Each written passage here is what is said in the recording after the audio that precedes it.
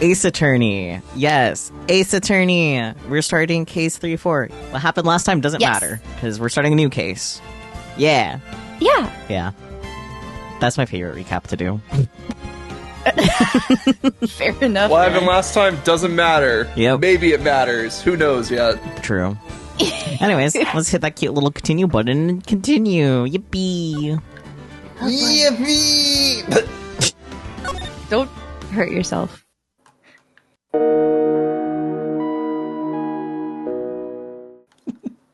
No promises. The girl. Wait. Oh no, this is detective. The girl, let her go! Right.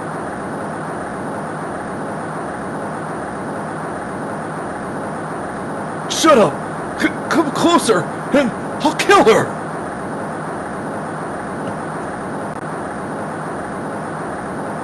Sorry, but you're not going to get the chance.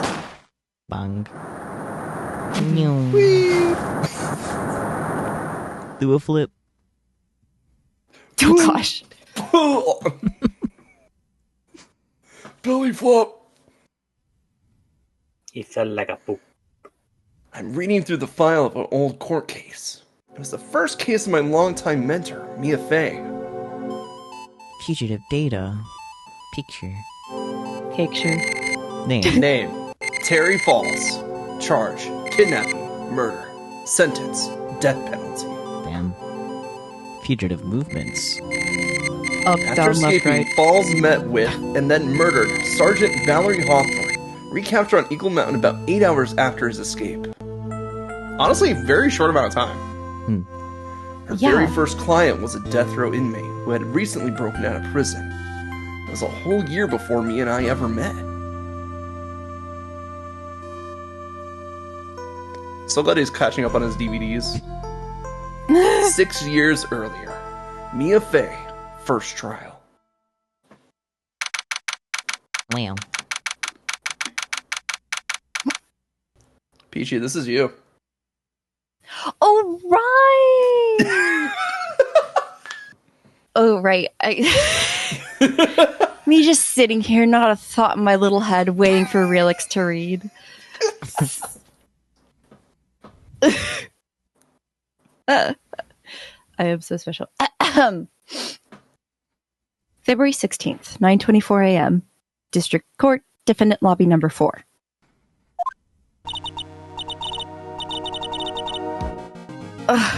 I'm so nervous. I feel like I'm going to die. I never should have accepted this case. He's just holding his ball. Yep. They're married, don't you know? Ah, ha, ha, ha. Also, he has a gold chain around his neck that looks like a noose. Yeah. Buddy, I think your chain's a little tight. You might want to get a different pondering his orb. Yes.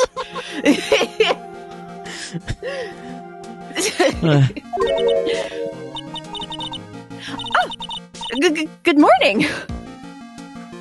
Don't be so jumpy, Mia. I didn't do nothing. I swear. I didn't kill nobody. Terry Falls, my first client. Sentenced to death 5 years ago, and now a prison escapee. How far backed up are they on death sentences?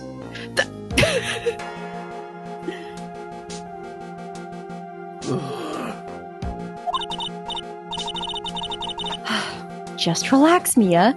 Make small talk and try to relax him.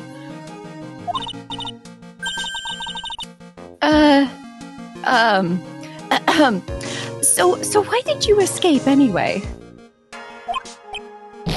Don't you drop it? Drop it.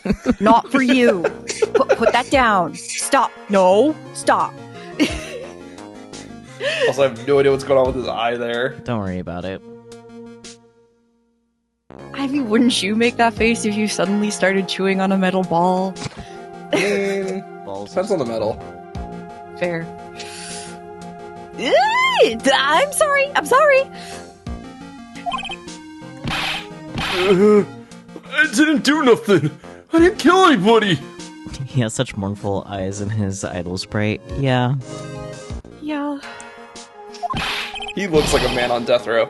Yeah. I never lie. I didn't escape from nowhere.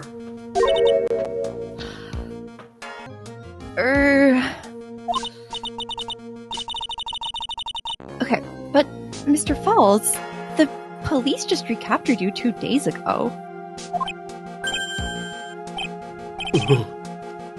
Sorry.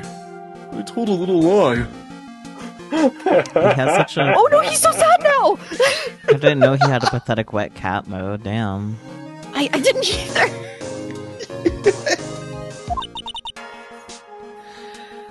Oh boy. But anyway, I didn't do it. I never killed nobody. Sorry for asking, but you're on death row, right?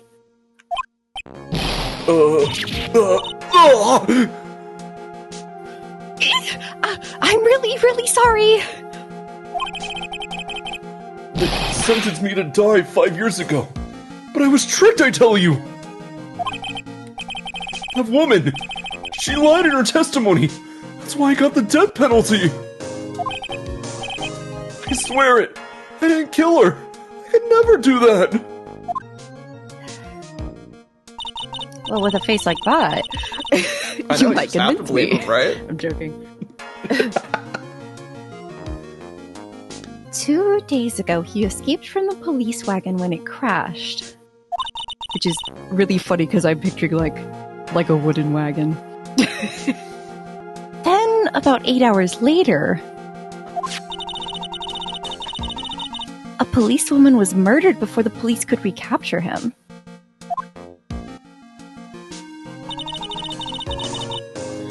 The police believe that Terry Falls did it.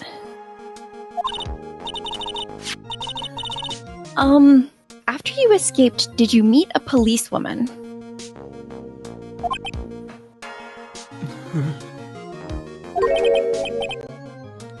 Yeah, I did. She's the reason I escaped. So that much is true. He did meet with the victim. But I didn't kill her!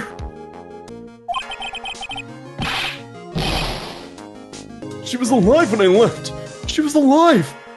It's true! I can trust him, right? I mean, I should. Saki, this might be you. Would it be? Okay, whatever. Oh, it's working now. It's either who I think it is or it's Grossberg.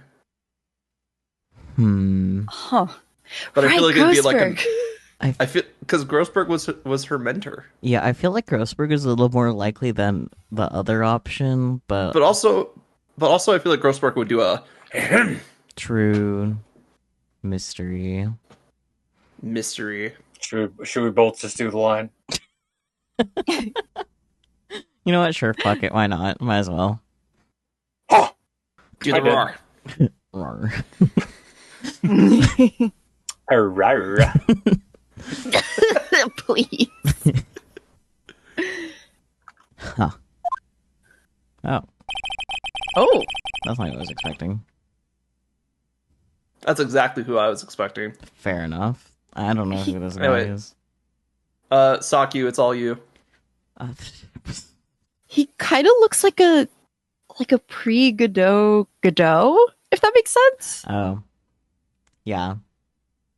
I guess it does. I mean, he's got the vest and everything, Yeah. so I could see it. Yeah. Yeah.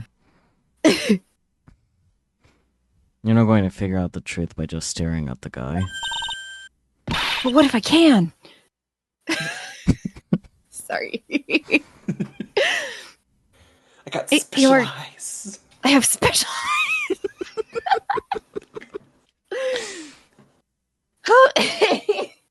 God damn it. Okay, lock in. You're Why are you here? I came to see how our little kitten was doing all alone in the big scary lion's den. I thought maybe you'd like someone to play with. Bites you, bites you, bites you, bites you, bites you, bites you. I'm just doing what cats do sometimes if they're upset. Bites him again, just for good measure. Where is Mr. Grossberg? That old man is probably still in bed. In bed. Mia. God, I wish I was still in bed. I bet he's clutching an empty bottle and mumbling in his sleep. Aren't I good enough? After all, it's me, Diego Armando. Why do you have two first names? I mean, he is Hispanic. Yes, clearly, yes, but I'm like, two first names. Well, fair point. Anyway. What point do you think I was making by putting on him being Hispanic? As a Hispanic, come on. I know you. So I'll go get popcorn. Real. I didn't say. So, Diego Armando, the finest attorney at Grossberg Law Offices, is here for me. Finest in what sense? Huh? Finest in what sense? Obviously boyfriend material. Yeah, like look Shakes at him. Saku is asking the important questions. No. You've got it all wrong. Today, you're the finest. Hello? After all, it took an amazing amount of guts to take this case. Imagine. An escaped death row convict for her first client. Yeah, thanks. I sure wish I could get out of it, though. Relax. I just heard some good news. The prosecutor for today is fresh out of his diapers as well. Really? However, unlike a certain somebody who I won't mention, he's earned the reputation as a genius since beginning his law career. Genius? Well, it's about time to head in, kitten. Sharpen those claws of yours. It's go time.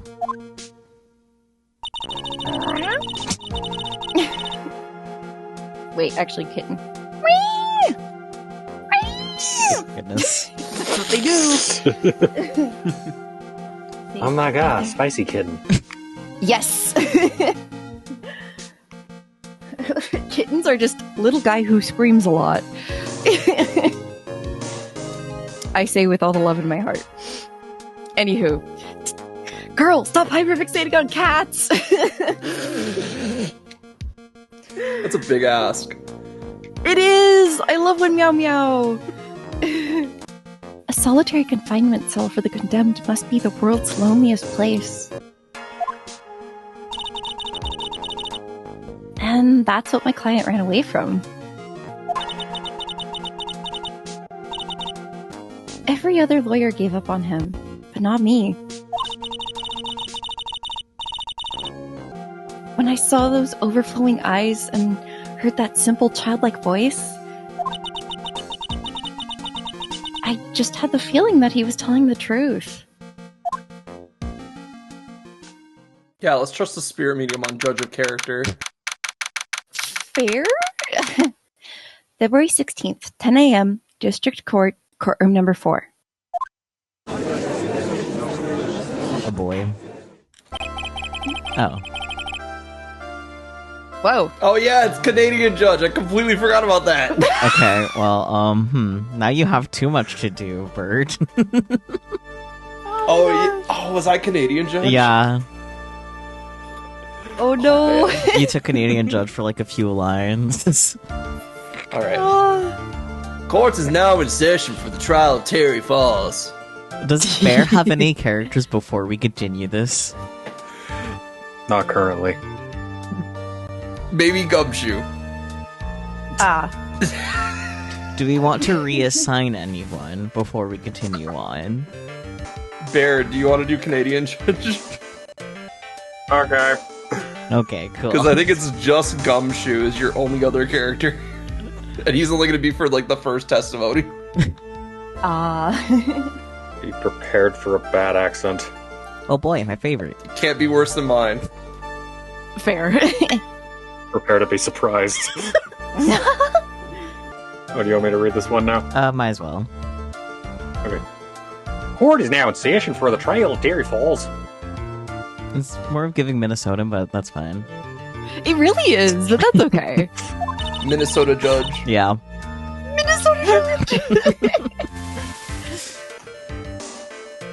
The defense is ready, Your Honor. The prosecution has been ready for a while, Your Honor.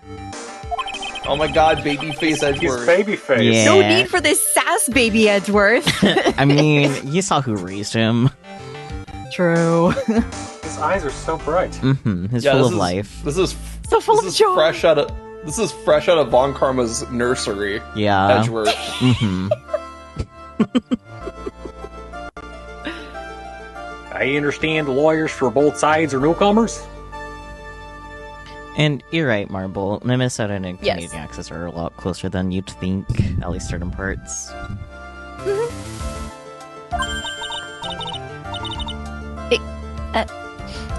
Yes, Your Honor. I'm Mia Fey. Miles Edgeworth, Your Honor. So you're the new prosecutor everyone is talking about, eh? Fake Canadian, it should be a boot. Oh.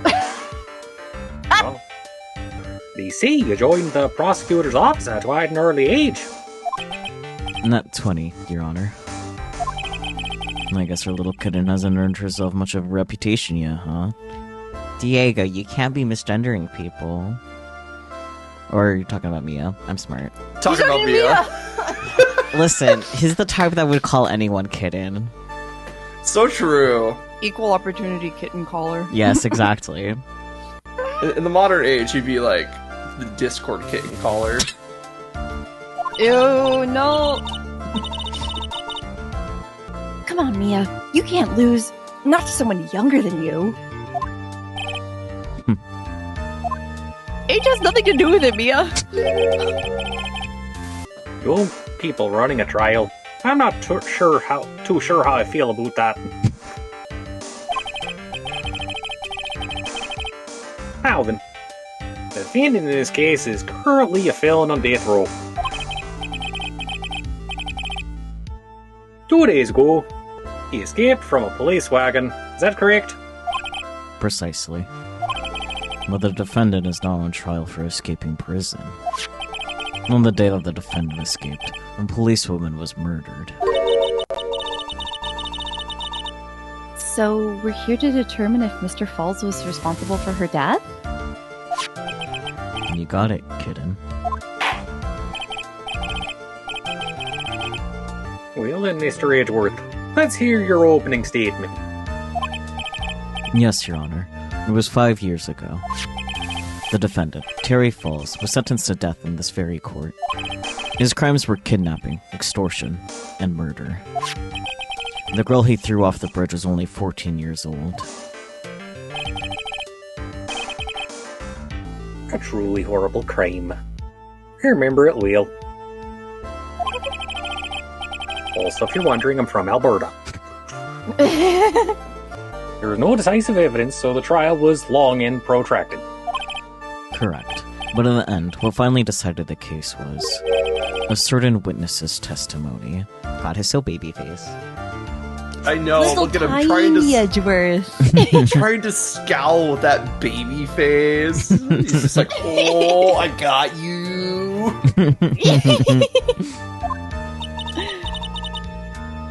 A witness's testimony.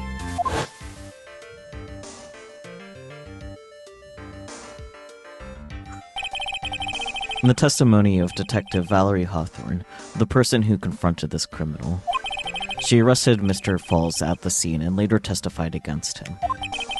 She said she witnessed Mr. Falls throw his young victim into the river.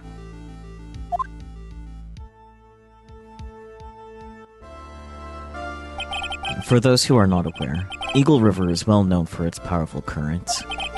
Most bodies that fall in are never recovered. So Miss Hawthorne's testimony was the one that put him away. Girl, why didn't you know this before trial? What, anyways? They just didn't give her, like, any kind of documents. No info. Do your own research. That policewoman you mentioned, that wouldn't be... Exactly. The victim. The same woman that was killed 2 days ago. Police Sergeant Valerie Hawthorne. Yeah, I see. A man who was sentenced to death based on her testimony escaped 2 days ago. With only one thing in mind on his mind. To take revenge against the woman who convicted him.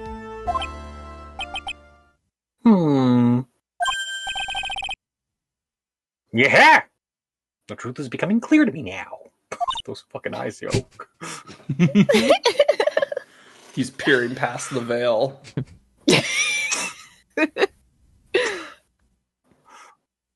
Huh? Yes. It's quite obvious the defendant is guilty. Jesus fuck. Whoa! Yeah, objection! Hey, Canadian judge! Slow your roll, dude! What the heck? Our judge is an idiot. Canadian judge jumps to conclusions. Yeah. Right. Wait a minute, that's not right. At least hear the case before you decide on the outcome, Your Honor. Grr. A rower. That's fair. Watch yourself, Miss Faye. I'm not sure I care for your word choice or your tone of voice. Oh, do you just not like that I'm right? Okay. No, you're not right, you're Faye. Oh. Young people these days simply don't know how to respect their elders. You're one to talk, Edgeworth. Why, you're even younger than me, you hypocrite. Now then, Mr. Edgeworth, please call your first witness. And call the detective who was in charge of the initial investigation of this case. Is he gonna be clean-shaven? He's not clean-shaven, he looks exactly the same, okay. No, Well, he no, has a his different clothes jacket, clean. yeah. No, it's the same jacket, it's just clean. Fair enough. Oh. no. Witness, state your name and occupation. Gumshoe, Dick Gumshoe. I'm the homicide detective in charge of this case, sir. I finally got promoted to the detective division half a year ago. So he's also baby, let's go. Yeah. I don't believe anyone asked you about that. Let him relish in it, Mia. Sheesh. Yeah. Hey, ma'am, you got any idea how much work it takes? What is it? How much work it takes when you're this fucking stupid? You're really gorgeous. I mean, not wrong, but like... Edgeworth is right there, Gumshoe. Excuse me? No, seriously. My heart is aching for you. Focus, Gumshoe. Jeez. Detective, pull yourself together and try to be professional. Otherwise... So his brain also shut off when girl pretty. Yeah. Yup. I'll write you up on contempt so quick that something other than your heart will ache. Okay, I got it. Are they in the court record? I want to check their ages. I think his brain just turns off there. What? No, it's 26. Couldn't find an on switch. That's weird. I'm currently older than Gumshoe. That's weird. I'm the same age as Diego. Okay, anyways. You're the same age as Gumshoe. Yeah. How does it feel, Marble? Hmm.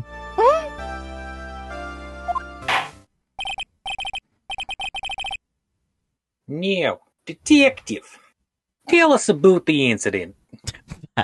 That's fair. Yes, sir, right away. The victim was Sergeant Valerie Hawthorne, a veteran on the police force. She was stabbed in the back with a knife and died from excessive blood loss, as opposed to minimal blood loss. That much is already stated in the autopsy report. Wrong voice. That is the wrong voice.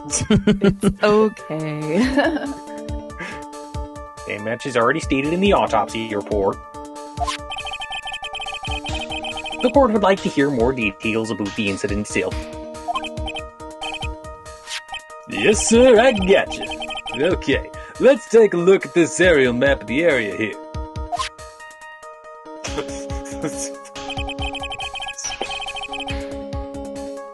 This is a sketch of Dusky Bridge, an old suspension bridge. That does not look like a sketch. No, not really. And the river that runs under there is Eagle River. Our sketch artist went to art school. He is also new to sketch, crime scene sketching. The victim and the defendant met there on top of the bridge. After stabbing her in the back, the killer carried the victim back to his car.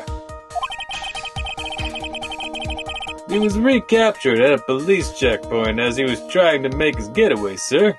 Why wouldn't he have just dropped the body in the river below? Like,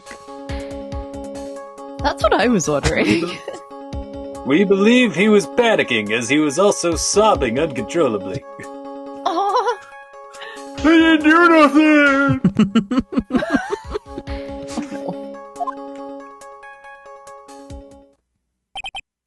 Could you imagine he's just there with a dead body in his head? He's like, I didn't do nothing! I swear! Oh gosh. Dragging the fucking ball and chain with him the entire way. yeah. I see. Dusky Bridge map added to the court record. Bridge located 40 feet above Eagle River. That's a lot of feet. Was the victim's blood found on the bridge? The victim, Sergeant Valerie Hawthorne, was wearing a thick coat, sir. Unfortunately, no traces of blood were found on the bridge. Well, that's suspicious. Why am I smiling about that? Because Why it's does this Gumshoe. why does this bring me joy? It's Gumshoe. He's just happy to be here. Yeah. He's happy to be useful and relaying information. Yeah. Just so baked, maybe.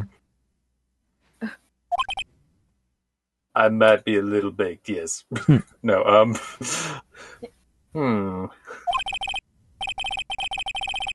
Mr. Edgeworth, I warn you that I absolutely despise conjecture. Damn, fun police over here. If there was no blood on the bridge, then you have no proof that they even met there. Your Honor. If you would listen to the testimony we have prepared, I'm sure you will be convinced. Your Honor. Fuck you. His expressions make me want to bap him on the nose. That's fair. Fair. Understandable. Have a nice day. Canadian judge is lame as hell, yeah. The two of them most certainly did meet on the bridge that day.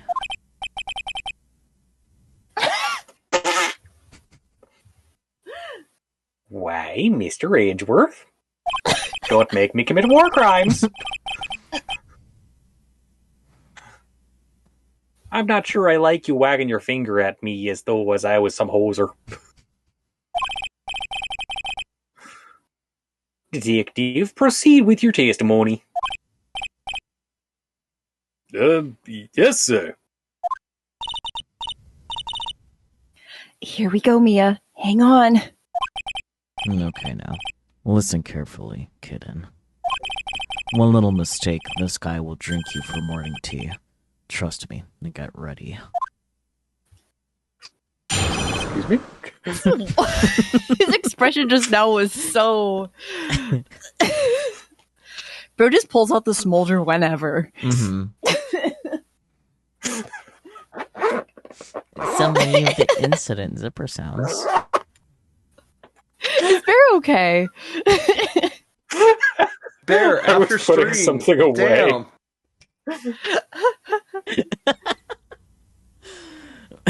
Relix. You. Yes, I am me. Yes, you are. Dumb ass bird. Summary of the incident, though, yes. Biting the egg and shaking him like a dog toy every time he says kitten. Fair. Very good, Marble. Go, my Marble. On the day of the incident, an unknown person phoned the sergeant and asked to meet. Sergeant Hawthorne went to Dusky Bridge at the designated time and met with Miss Falls. Mr. Falls, my mistake. Damn. That's where she was brutally murdered, sir. The criminal stuffed her body into his car trunk and tried to make a getaway. Mr. Falls was arrested at police checkpoint we set up at the base of the mountain.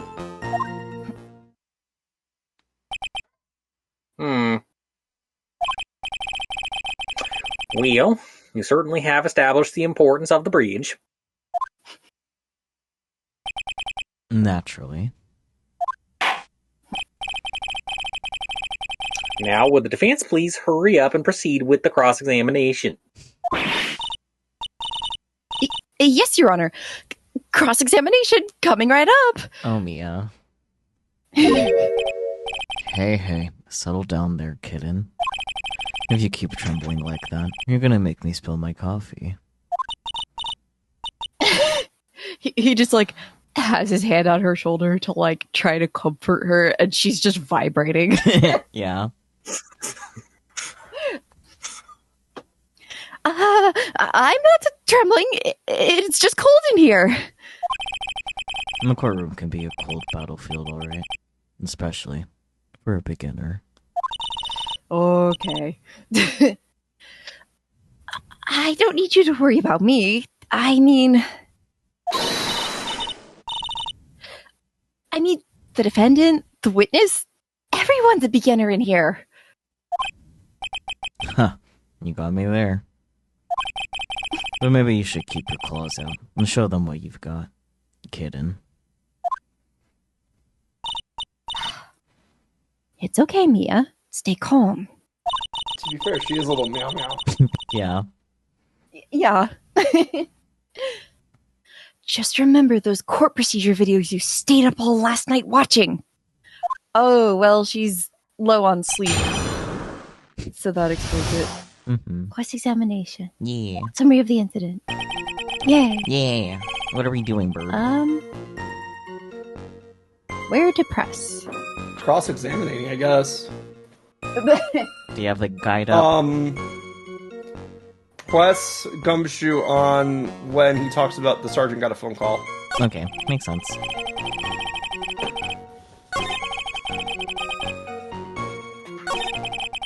To the first statement? I think so. Yeah, first statement. Yeah, it is. Okay. Quest. This says it's an unknown person. Yeah. This unknown person, you have no idea who it might be, right? Sorry, but I'm afraid I do. That's not an unknown person, Gumshoe. What? The one who killed Sergeant Hawthorne was the defendant, Terry Falls. What? The defendant? The defendant called her? Sergeant Hawthorne was a very thorough person, sir. She left a note about her phone call with Mr. Falls. A note? Yeah, a top secret memo that she left in her desk.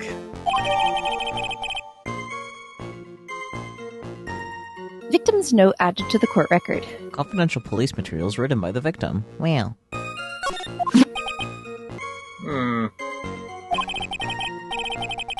According to this note, it seems the one who called her to the bridge was indeed the defendant, Terry Falls. Ugh. Whose bright idea was it to keep that note from me? Looks like the judge is even more sure of his verdict now. Listen up. Never ask a question if you don't already know the answer.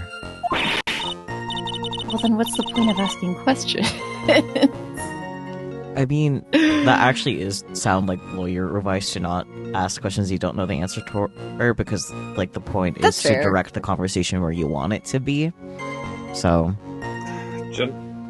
Generally speaking, you're supposed to get all the fucking answers in Discovery, but Discovery's not a thing in this. yeah, exactly. Yeah. Things are fucked up over here.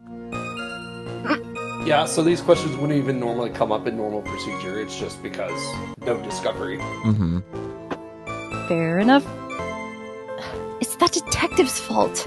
He's the one that said unknown person. Hey now, don't make that face at me. I just said it that way because the prosecutor told me to. Edward. Was that a trap? With that cute face, I didn't expect him to be so sneaky. His face is cute, correct.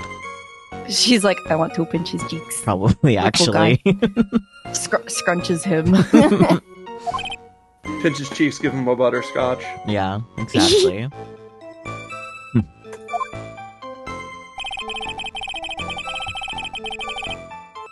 Alright, you need me. Press gumshoe on the criminal stuffed her body into the car truck.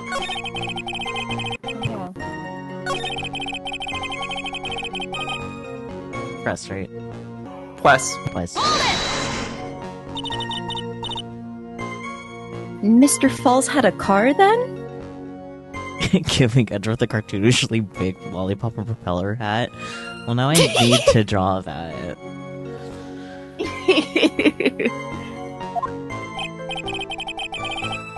Well, that bridge is way up in the mountains, ma'am.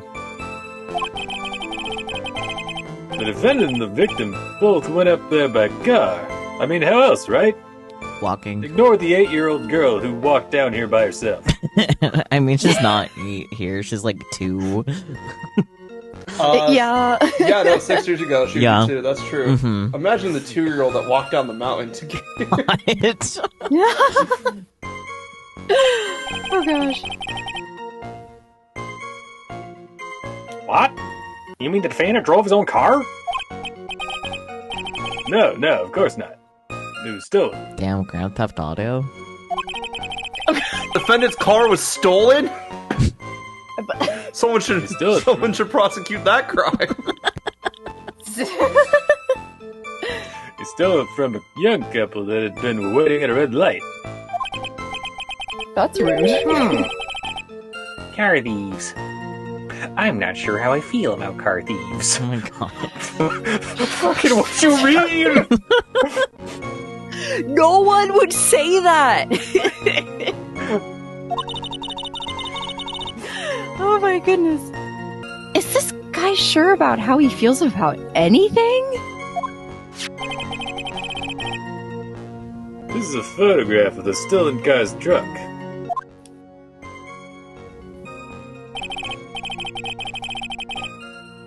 Naturally, that's the body of Valerie Hawthorne in there. She just looks like she's having a little nap. Whoa! That doesn't look too comfortable. She's dead. Excuse me. Uh-huh. Crime photo added to the court record. A photo of the trunk of Paul's car. Wow. The victim. She was stabbed in the back, correct? Yeah, I'm just thinking the judge says that doesn't look too comfortable, but also my brain, my, like, hypermobile autistic ass just falls asleep like that sometimes. Fair. Huh. For some reason, men always seem to get stabbed in the back. We're talking about a woman here. Let him have his moment.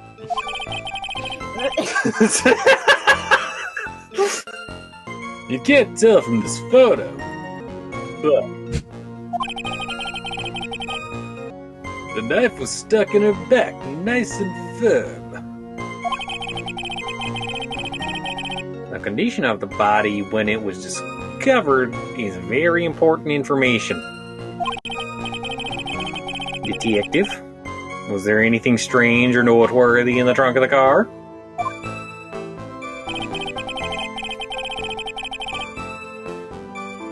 There's a photo of the trunk, but I don't see anything strange, do you? Anyway. Blinks. That could be the dead body. Blinks. Present the victim's notes.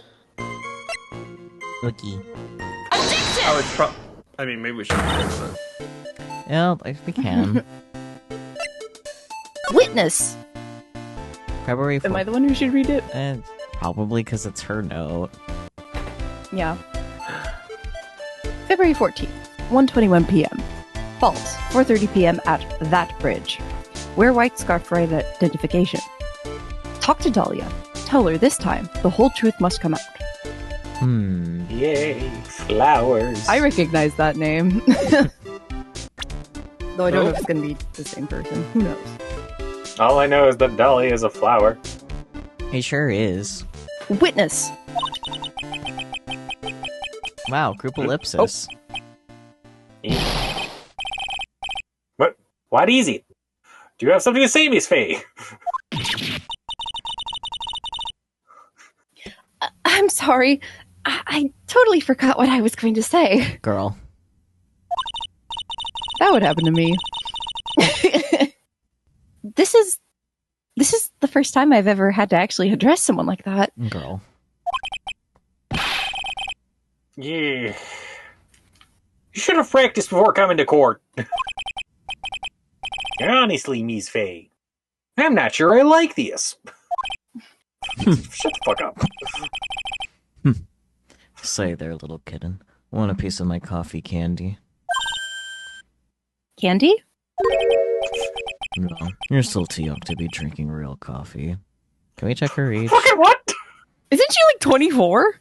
We can't check her age, but I don't remember how old she is, but she's definitely in her 20s. So, like, Yeah. She's older than Edgeworth. We know that. yeah. Mhm. So, like, Does he just think everyone's like 10 years younger than they are? maybe. 1 second.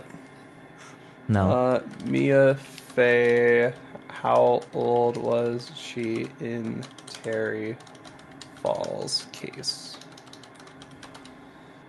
I mean, it's just a simple math. Fair.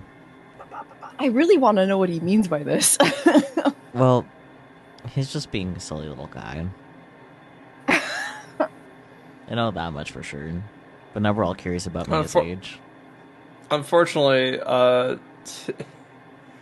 had to go back to the first game because in the official cast list for the third game, her age is listed as deceased. Well, that's not helpful. Oh. Well, that's That's not helpful. no. Yep. How old is she, Dad? Yeah. My favorite. Well, age. yes, Terrible. but how old was she? Yeah. Let me just look up the official wiki, Okay. because that should have all the answers that we need. Hopefully. If not, that would be weird. She was 27 at the age for death in the first game, Okay. which means that would be 4 years before, because Trials and Tribulations takes place 2 years after the first game. Yeah. Oh, she began her career at age 24. There you go. Oh, okay. I was right. Oh, Okay, well, anyways. Bro, you're like 3 years older than her. Yeah. Like I said, he's just being a silly guy. grr. Come on, Mia. Shake it off. You're a lawyer. I was gonna, hey. Detective. Yes, ma'am. This photo. You said that there was nothing peculiar about it. Is that correct? Does it make you laugh? No. Yeah. That's what I said. Well then, I suggest you take another look at the note written by the victim. The note? It very clearly says, wear white scarf for identification. Also, like, one of the first things I noticed was how, like, the latch on the trunk seems to be cracked. So, just throwing that out there. The caller must have forgotten what the victim looked like. Thus, the special request. I I have one very simple question for you, Detective. Where is the white scarf? I can't seem to find it in this photo.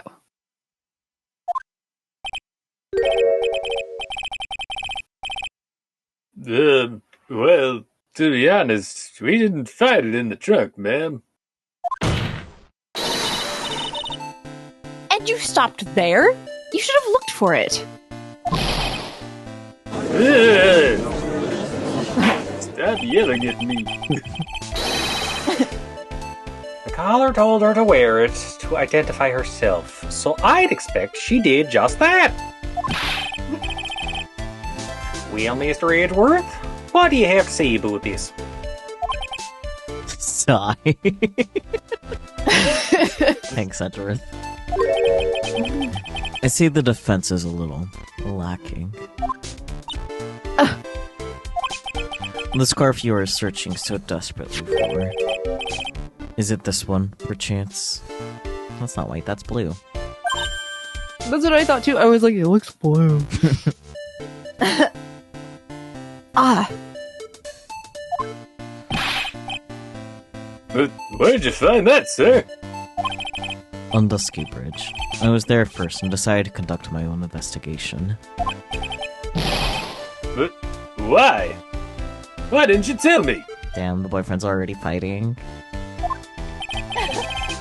I made a decision to keep all pieces of evidence in my personal satchel. It's the safest place I know.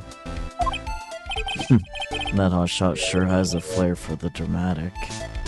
You're not one to speak, Diego. He's really not. It's not exactly white as the caller requested, but as you can see, it's close enough for what it was intended for. Hello? It looks like it spends some time in the mud. Does this Canadian judge not know that blood oxidizes?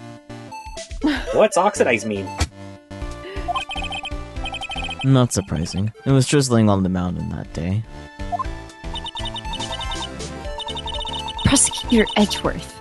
He was intentionally hiding that scarf the whole time. Yeah.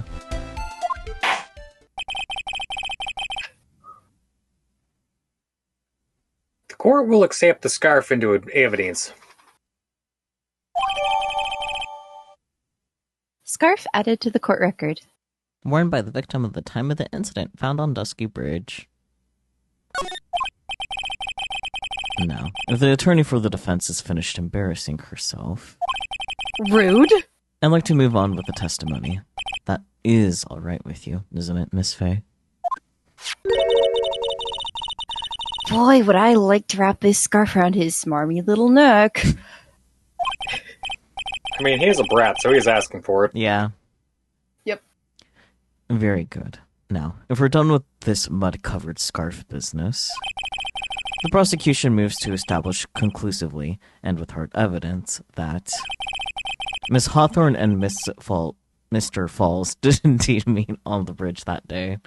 What's with all misgendering, guys? I don't know, man. We're just out here speaking words wrong. I think what happened for me is that, like, the Miss and Mr. like are almost on the same spot on each line. Yeah. So I think that's what happened for me. Yeah. Further, we will show exactly what occurred there.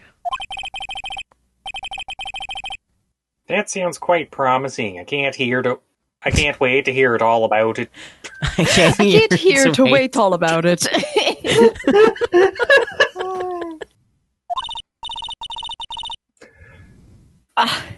Everything is moving at his whim. Don't forget, kitten. There's a reason why everyone considers this kid a genius. A genius, huh?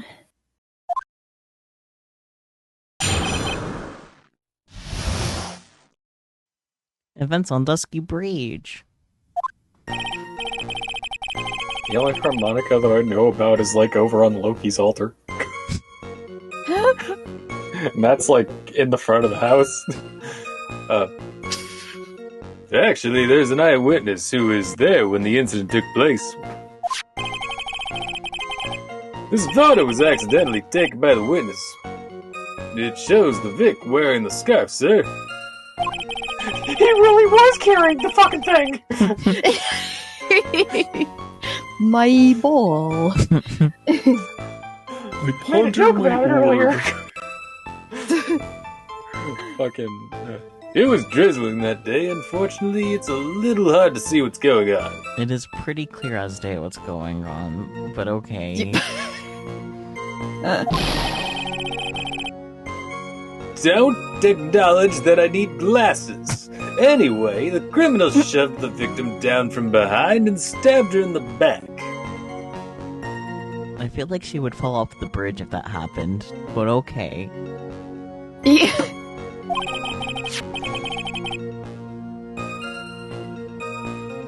That must have been when the scarf fell off. Well, then the scarf would have fallen in the river, and bodies can't be found. That scarf sure as hell isn't. Also, that scarf is a little dirty for just, like, you know, flopping onto a bridge. Yeah. Yeah. Looking at this photo, you really get the sense that this bridge is very high up. Do you? It's a suspension bridge. Oh, the suspense. I can't handle it. It is about a 40-foot drop from the bridge to the Eagle River down below. Are you sure it's not a 40-foot drop? 40-foot drop? Mr. Edgeworth, who took this photo anyway? And let's just say that it was a well-intentioned third party. Well, when you say it like that, I don't believe you. Yeah. Can you just say that in court, buddy? Was it the Afro lady? I mean, Lotta would be in, like, high school, probably.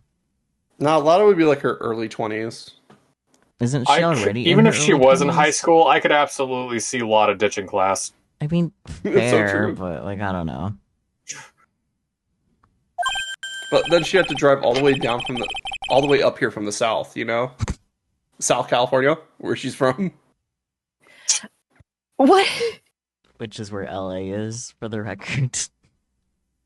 Oh. Yeah. Are we not currently in South California? That's why I was pointing out LA is in South California. That's South why California. I'm trying to understand what Relix said. Because Confused by it. of Jake being from West LA or whatever. Yeah, Jake being from West LA. Lotta's from South. West and South Just LA from are South. like right next to each other. Yeah, a potential witness. So why isn't this person in the courtroom? Well, they said they absolutely did not want to testify. Tough beans. Tough beans. And the person in question is very delicate, Your Honor. And besides, as long as we have this photo, we see no reason to compel them to testify. I'm not sure how I feel about that. Uh-huh. Witness's photo added to the court record. Seems to have been taken by the witness. Cool. Great. So, as you can see, Terry Falls had both the motive and the opportunity.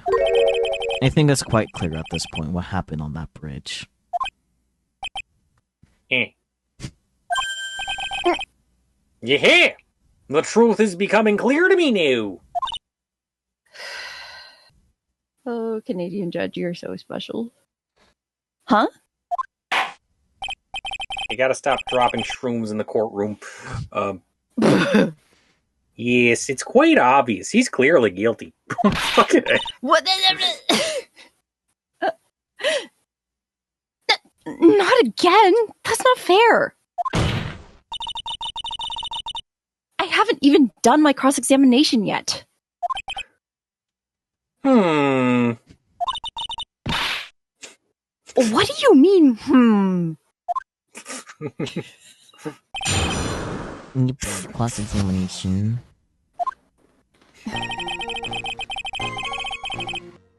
What do we do in Bird? Munching.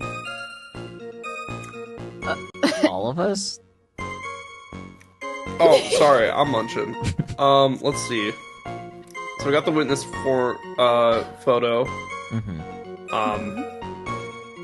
Can we look at the crime photo real quick?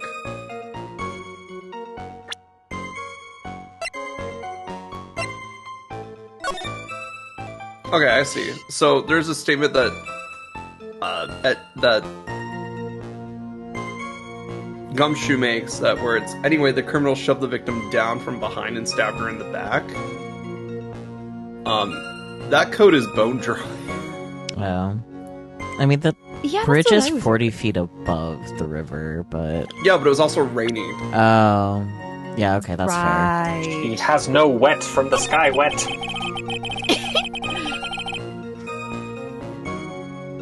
What statement did we put on? Anyway, the criminal shoved the victim down from behind and stabbed her in the back. There we go. Yeah, Also, he's in front of her in the photo. yeah. So we present the crime photo? Or just press? Present. Okay. Objection! So at the time of the crime, there was a light drizzle coming down, correct? Yeah, in fog too. Just generally soggy atmosphere.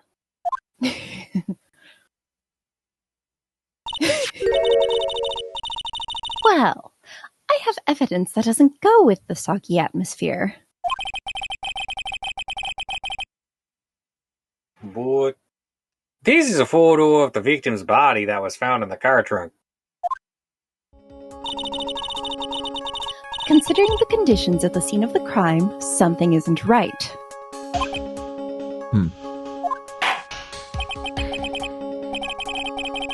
Well, by all means, please enlighten us as to what isn't right.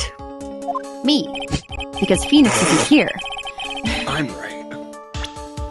Oh no. Just, Poke the jacket. I mean, fair, but like Judge What? said something. Yeah. Oh. Let's let you two catch up. What is it about this photo of the trunk that doesn't fit with the conditions that day? Yay. Jack. There it is. She sounds so baby. Mm-hmm. Naturally, the answer is right here. The victim's coat?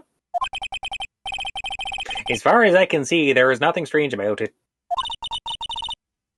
That's exactly what's strange. Recall the testimony. What were the conditions on the bridge that day? It was drizzling and foggy. Dusky Bridge was all wet. If the victim really had fallen down on her stomach on top of the bridge, then the front of her coat should have been covered in mud. Ugh. Ellipsis. That's exactly right. The other day I fell on a muddy street and my gorgeous playoff beard was befouled. Playoff beard? Don't worry about it. What is that? Who knows, I'm man? assuming it's a fucking soccer thing. Maybe. I do admit that the crime scene was quite wet that day. However, that doesn't mean that the top of the bridge itself was muddy. If Your Honor had fallen in the shower instead of on a muddy street, your glorious hockey beard, prior to the legal league, would be wet, not muddy. Right, hockey, because he's Canadian. Yep. Fortunately, I have yet to test that. Still, your point is well taken. Can you prove that the surface of the bridge was muddy that day? The surface of the bridge, huh? Huh. A real man wouldn't stand for a taunt like this. Neither would a real woman. Yeah, call him out, Mia. From Wikipedia. Silently in your heart. From Wikipedia, a playoff beard is the beard superstitiously retained by a male athlete who does not shave during playoffs. Playoff beards were introduced by ice hockey players participating in the Stanley Cup playoffs and are now a tradition in many sport leagues. Thumbs up.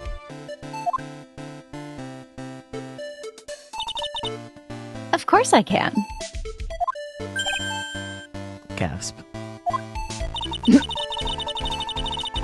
Here is the evidence that proves the surface of the bridge was muddy. The scarf, right?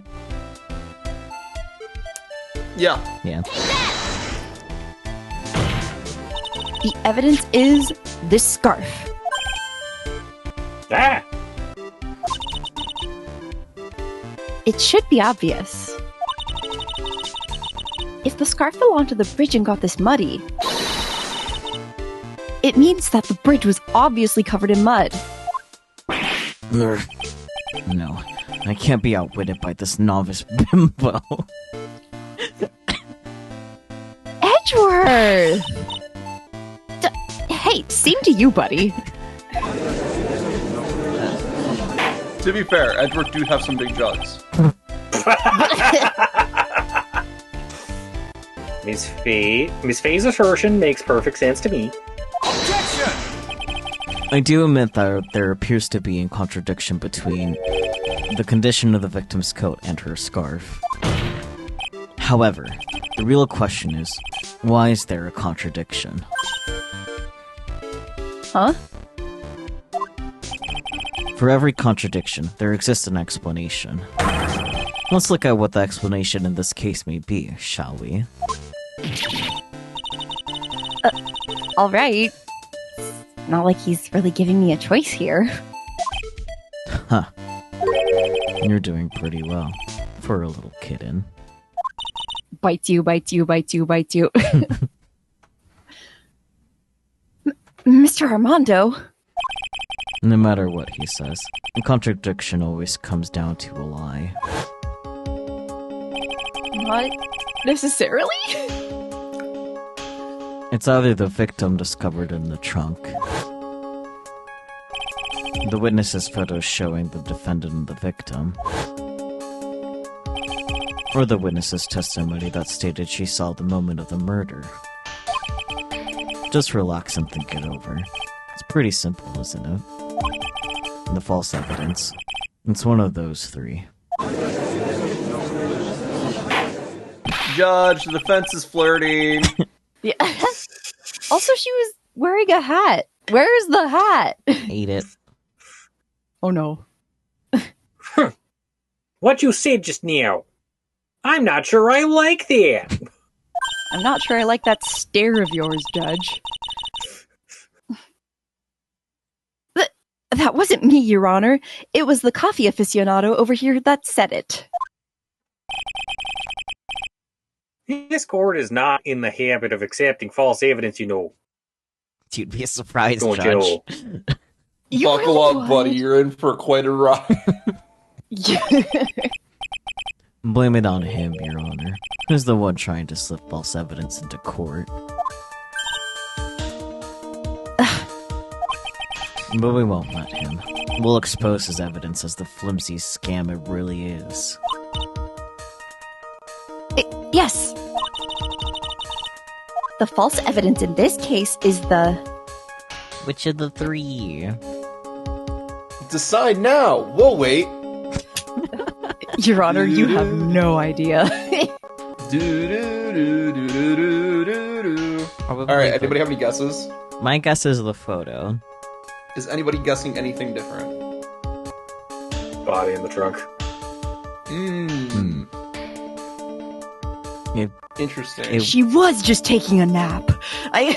It would be funny if it ends up being the testimony, because we guessed not that. It actually is the testimony. Yeah, the witness testimony. That was my is second the false guess. Evidence. That was my second guess. Same. Because, like, the main reason why I, like, questioned the photo is because, A, that missing hat, but then also, like, the fact that her face is also perfectly blocked off. So, like, if that was staged, it could have been easily, but... Honestly, I think witness photo would be a good answer here, because you could make an argument that it was staged, and, you know... Yeah. We'd have to question the witness either way, but I do think that the witness testimony is just to get a more direct path to the witness themselves. Yeah. Plunk. It is a no-brainer. Obviously, it's the witness that's suspicious.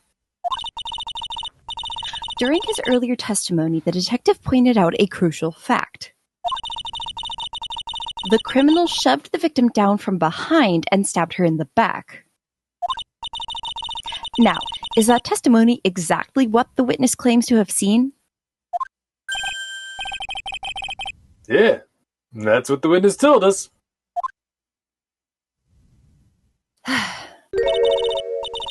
That testimony is filled with holes. Unlike his body. After all, the victim's coat isn't dirty at all. That's true. Huh. It's not just true. It's the truth. Can you shut up for like 5 seconds, Armando? Thank No. you. He's not hearing himself talk. Yeah. If there was a truly decisive witness in this case, I'm certain that boy Wonder over there would have called them in the first place. Your Honor, the defense requests to cross-examine the eyewitness. The testimony presented so far is not only vague, but contradictory as well.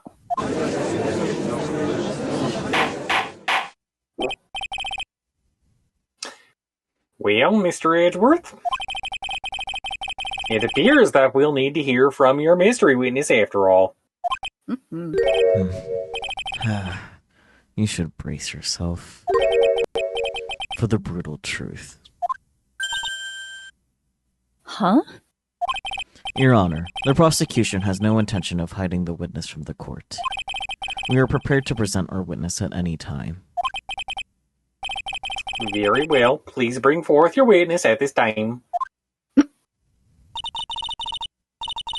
What Mr. Edgeworth said kind of worries me.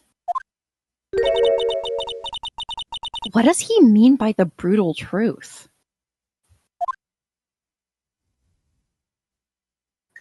And it's just fucking windbag. Oh no. Now let's proceed with the testimony. Mr. Edgeworth, please go right ahead. Thank you, Your Honor. The prosecution summons the woman who saw the events that day with her very own eyes. This is it, Mia. The battle begins here.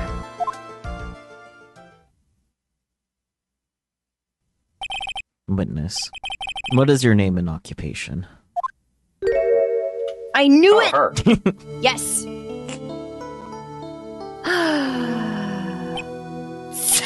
Jesus.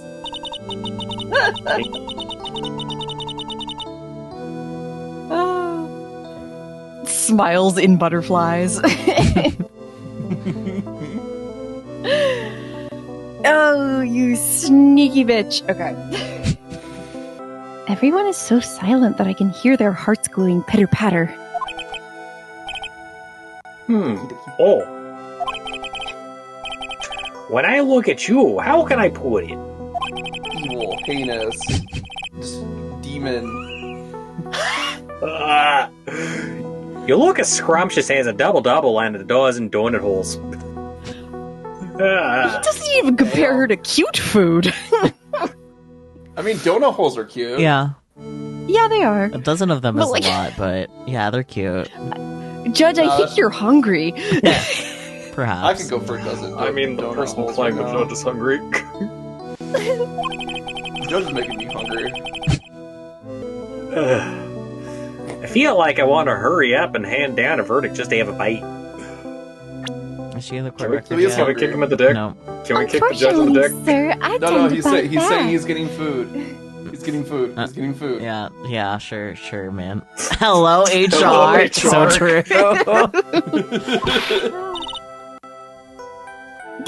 Hey, not so fast. As I said before, this witness is very sensitive and delicate. Fuck, she ate. Duh. I would ask the court to please exercise care when addressing her. Yes, indeed. Thank you, Mr. Edgeworth. You are a true gentleman. Miss Fay, you could learn a lot from these men. Like, what? Wait, me writing down being nice to women will win you lesbian points. If he's such a gentleman, he sure doesn't act like one to me. She looks like she's And about she'll to use murder poison you. to do it, awesomer. Yeah.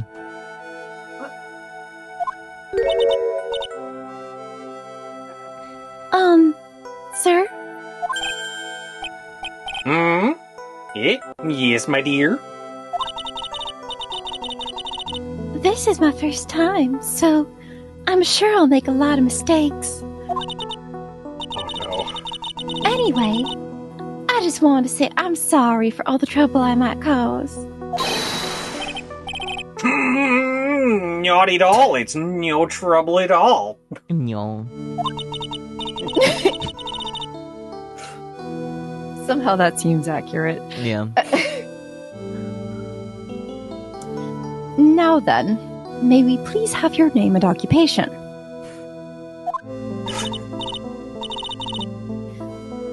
My name is, Melissa Foster. No, it's not. I like that she said first. Yeah. I'm a college student, a freshman in the literature department. You were on the scene when the unfortunate event occurred, correct? And you were the one who took this photo?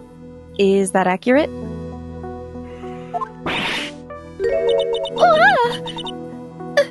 How can you be so mean? Pardon? She asked you a question, girl. Now see here, what are you doing shoving that in her face like that? Mia's standing there like, I held up a photograph. I guess it didn't make her laugh. Damn. Huh? But it's just a photograph. It's not like it's something dangerous. Next time, we'll be forced to penalize you. Bruh. Uh-oh. I don't like the turn this has taken. Is she in the court record? No. Yes. Perfect. She's 19. Awesome. Anyways. 19 and scheming. Just gonna gently place her in the trash can. Yes. Huh? Is she staring at me?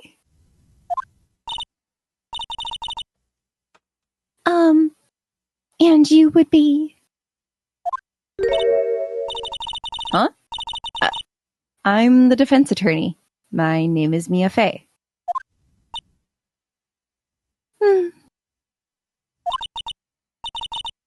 I see. So you are... Now then, young lady, could you please give us your testimony? Yes, Your Honor. I'll do my best. The butterflies will help. I like to think that the butterflies are just like paper mache and like glued to wires attached to her fucking parasol. Yes, very good. If there's any cosplays of her that haven't done that yet, someone needs to. So true. Mm-hmm. But anyways, the witness's photograph. I was using my camera to take some pictures of wildflowers. Then I noticed there were two people standing up on the suspension bridge. Suddenly, they just started fighting. That's when I hurried and took the photo that shows the crucial moment. That didn't look like a crucial moment to me, but okay. I mean, it kind of doesn't. They're both just kind of standing there looking at each other. Yeah. And right after that, I called the police. Police, two people are just standing and staring at each other. To be fair, Just she is standing there, menacingly. white. To be fair, she is white. True, you're right.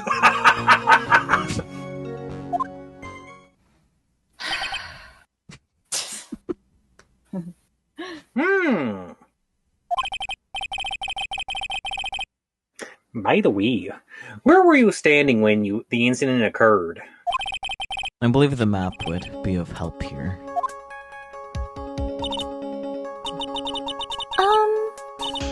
I was standing right over here. I was standing in a beautiful field surrounded by tall cliffs.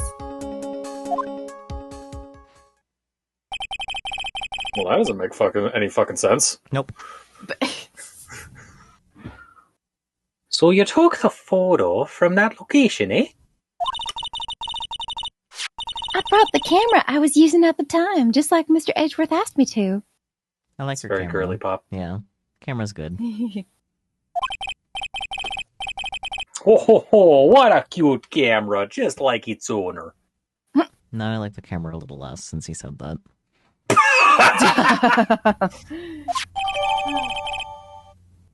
A camera added to the court record. Melissa Foster took the witness's photo with this, a small but powerful model. Alright then, Ms. Fay. Time for your cross-examination. But I warn you, make the witness cry again and you'll feel the wrath of my gavel. Exploding into my mind. Kicking on the deck with my mind. Fair.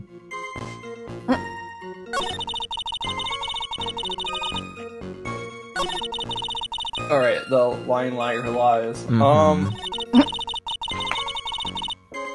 Present witness's photo to the statement. That's when I hurried and took the photo that shows the crucial moment, because liar, liar who lies. Yeah. Mm-hmm. Witness's photo, correct? Yeah, witness's photo. Objection! Witness. When you said you took a photo of the crucial moment, is this what you meant?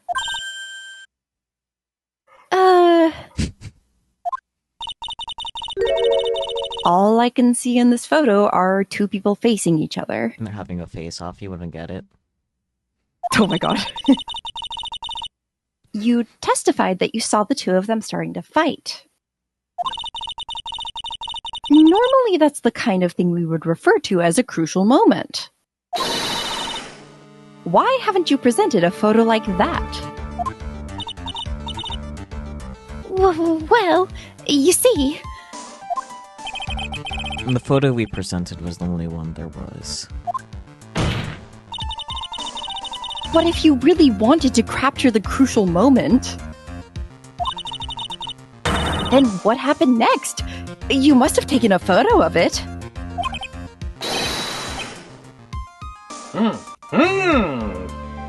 Oh. He's trying real hard to figure this one out. My apologies, young lady.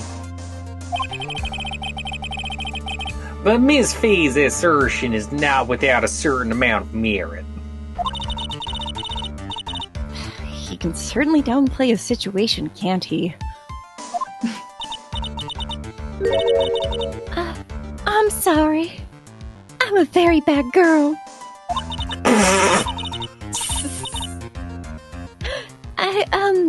I used it all up.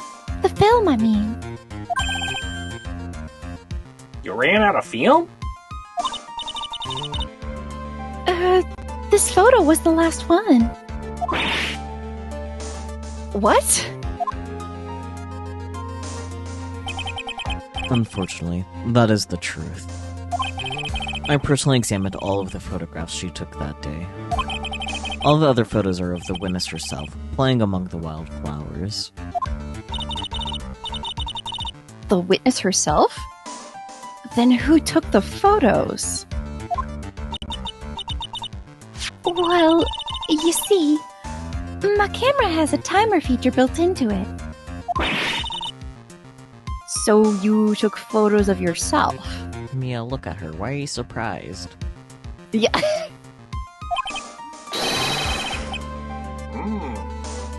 I remember taking some photos of myself once, too.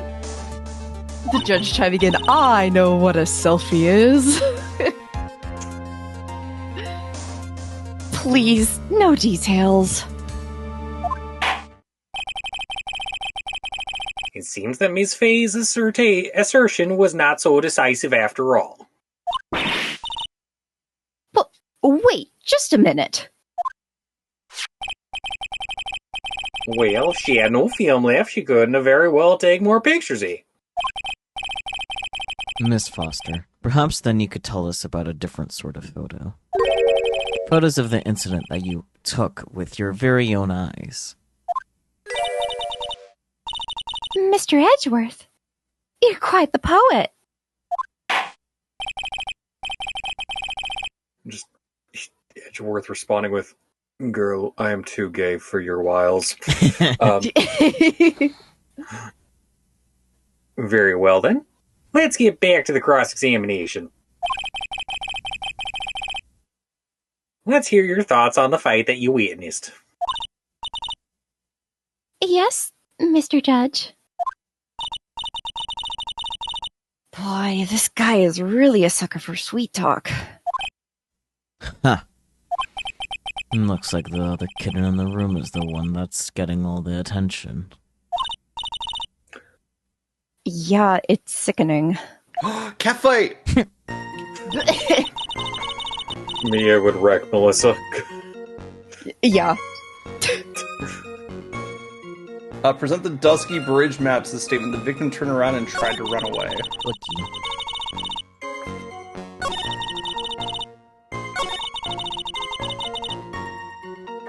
Map. Nope. There it is.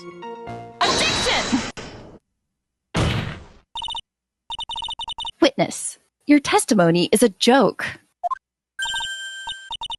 Huh? What? But I just... Miss Fee! I thought I warned you not to make the witness cry.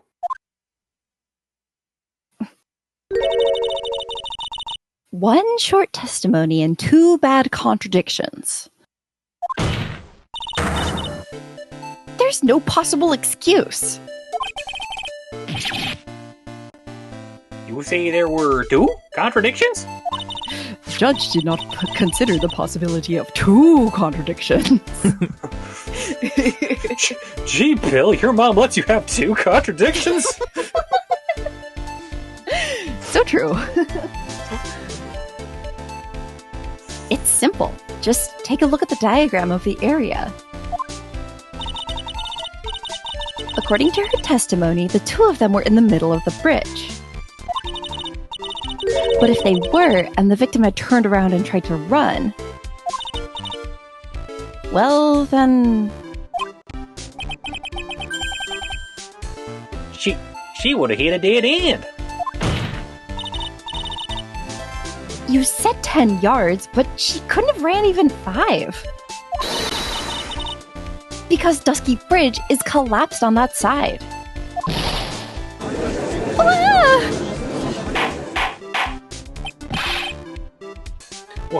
What does this all mean? Your witness is a liar, Judge. It's very simple, Your Honor. This charming little witness told a charming little lie. She's a pretty That's all little there is liar, to you see. Sorry. Haha. Ha. Doing it. That's all there is to it.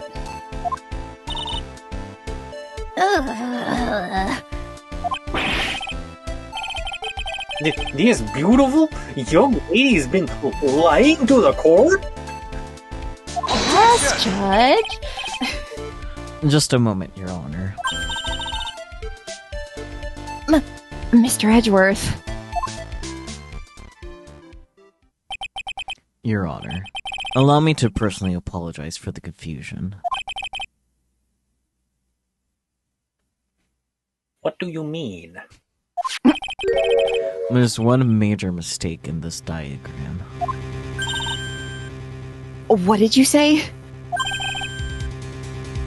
What are you referring to?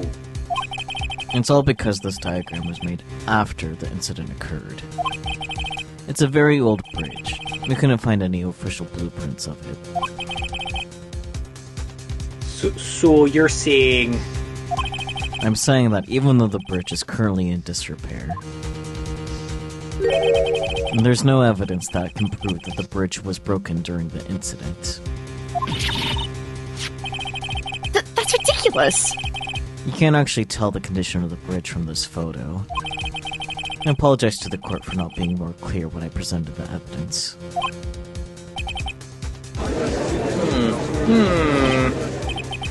Ha, that guy is good. Huh? What do you mean? He planned it from the beginning. He's a genius, alright.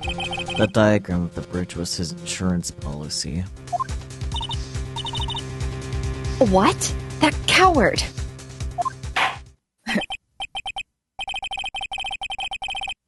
Well, Miss Fee, it seems you've once again made a reckless accusation.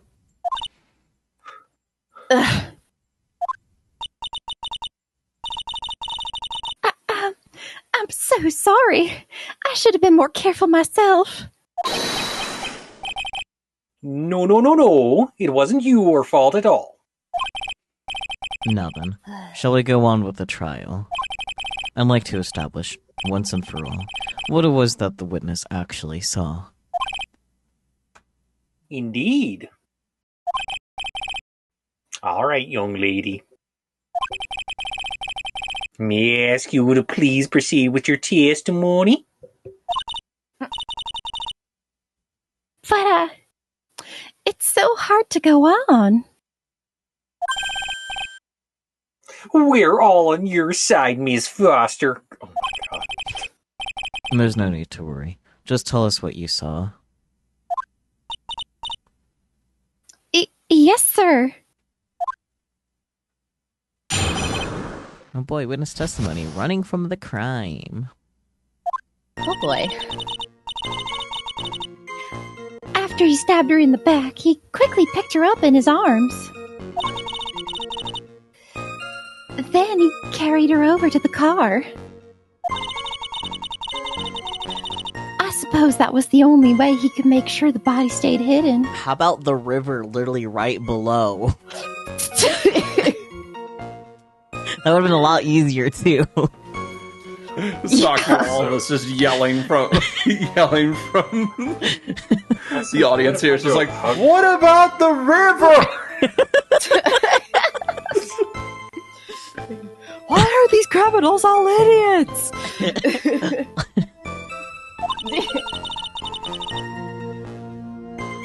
He couldn't just leave the body on top of the bridge. No, but he could leave it in the river.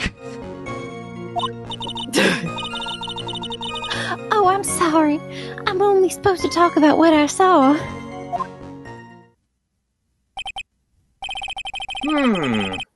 Witnessing so much violence must have been difficult. It would not have been her first time.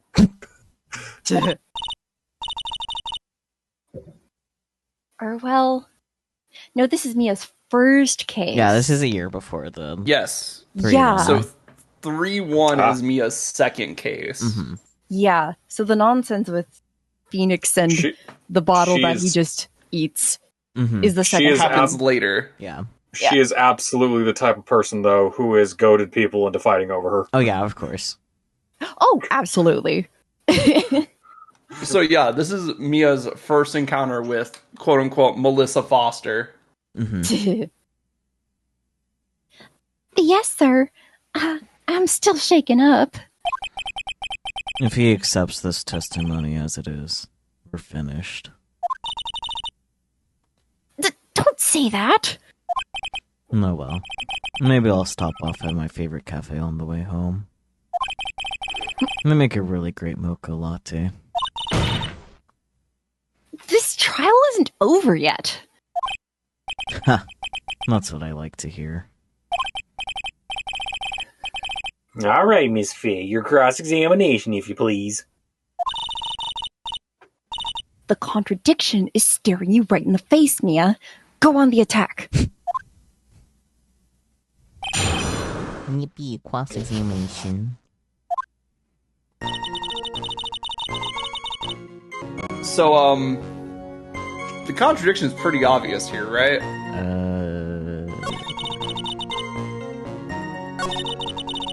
We've already established criminal's dumb. Right. Present the Dusky Bridge map to the state. Okay. Like, this is the one thing we've been like, yeah, no, this is dumb. Why didn't you do that? Yeah. Exactly. The entire time. A killer not wanting his victim to be found. I can understand that. However, the idea of moving the body for that purpose is clearly odd. I mean, moving it away from a river, that would be better, yes. There was a much easier way to make sure the body wasn't found. Ellipsis. Well, what is it?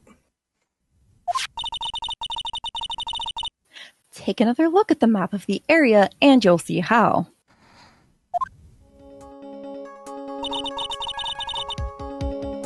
There's a river right below the bridge.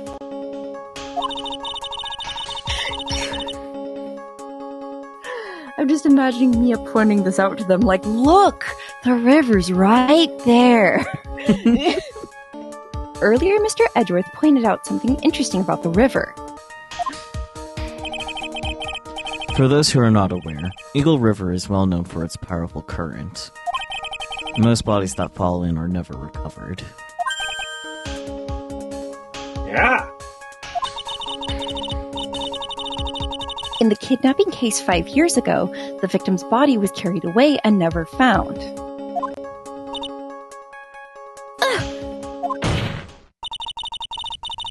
If 10 murders were to occur at that same spot above the Eagle River,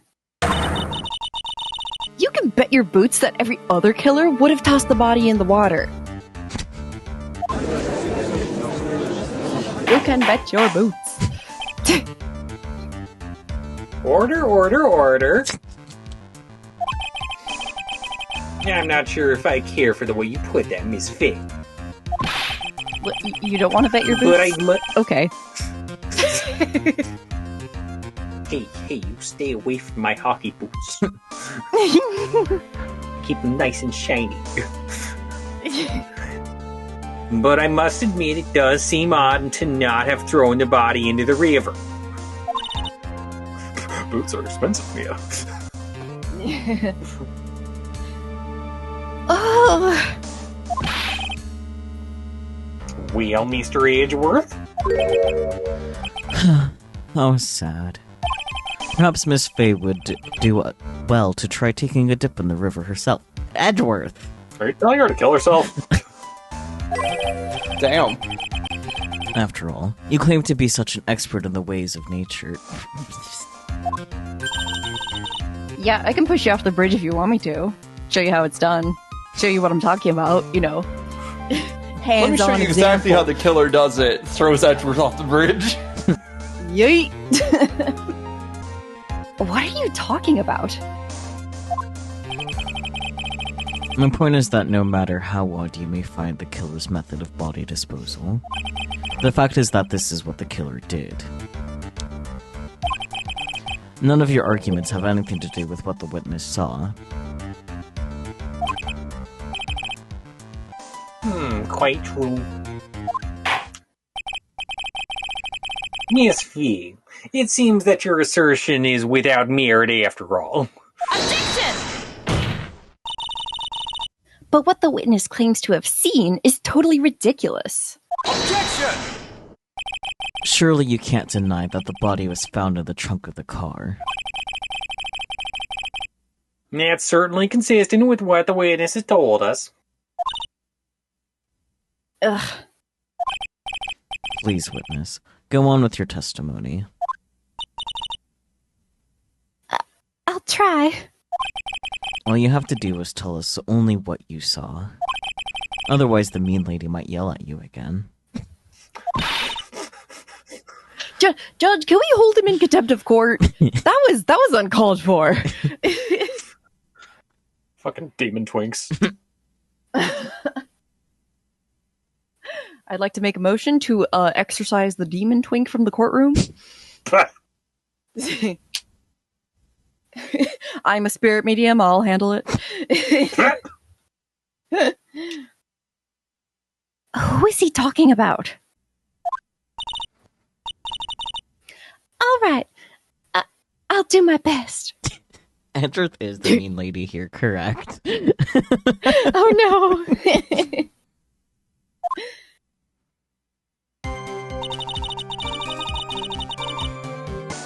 After he stabbed her in the back, he quickly picked her up in his arms.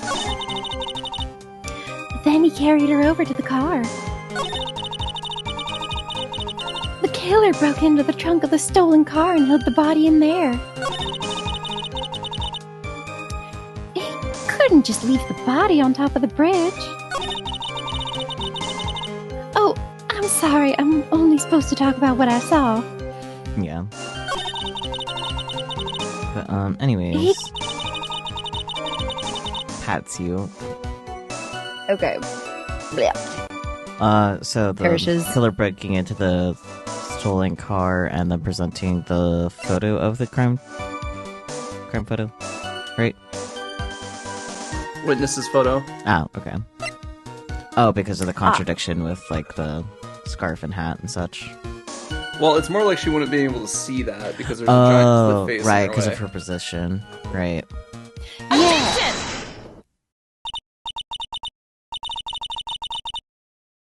Well, Miss Foster, it looks like you've done it this time. Huh? Done what? Made a crucial mistake. The crucial mistake? Like what, Miss Fig?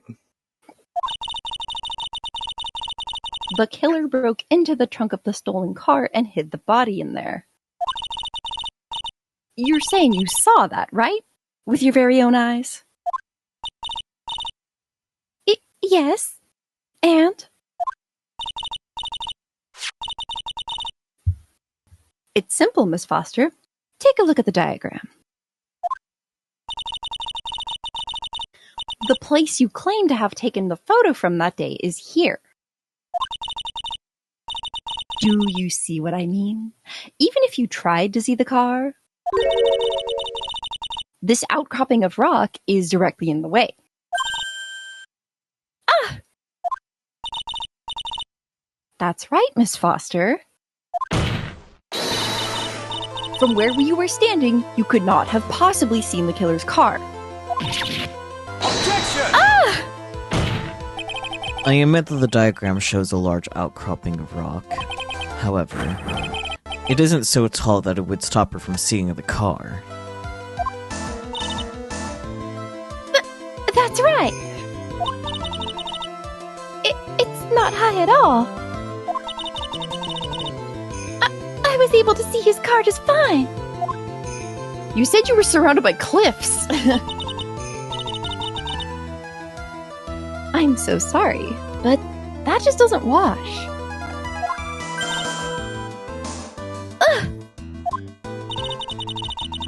I believe it was the witness who presented this as evidence to the court, yes? This is the location that the photo was taken from. Your own photo tells the whole story.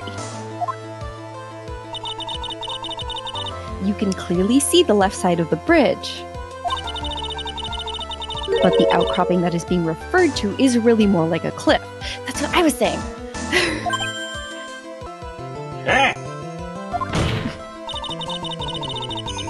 Your view should have been completely cut off by this cliff. But still you claim to have been able to see the killer's car?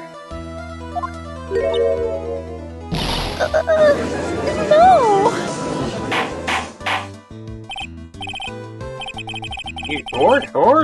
Order in the court. What is the meaning of this ballyhoo? Objection! Flawless, thank you. Your Honor, don't jump to any hasty conclusions. The fact that the escapee fled in a stolen car was reported on the news.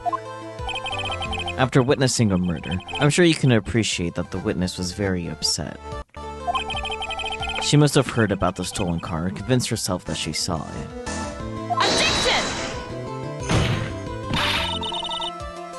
But she was repeatedly warned before starting her testimony. She was told to testify only about what she saw with her own eyes. Oh. Oh. Fair enough. Mr. Judge?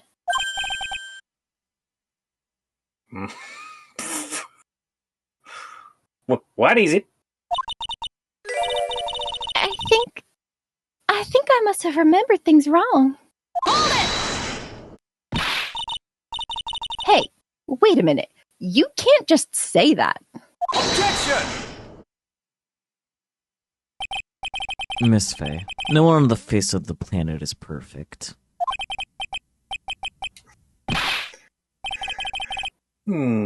Yes, indeed, quite true. You know what they say. This fucking witness is an unreliable one. To err is human, to forgive divine. Great, that's not relevant. I'm inclined to give the benefit of the doubt to our witness here. Because I can't help but think with my wee-wee. Oh boy. Mia said a thingy. What? That's not fair. Save the tears for later, kitten. Mr. Armando. Don't look back until the trial is over. Now's the time to go forward. But that wasn't fair. Okay, kitten. You need to relax. Then you need to remember. Another kitten's testimony.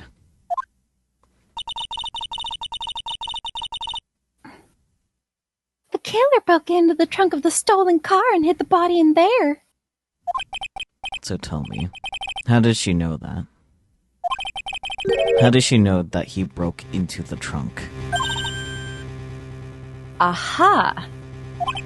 Well, Miss Foster, until you can explain how you knew that, you're going to have a lot of very suspicious people on this side of the courtroom.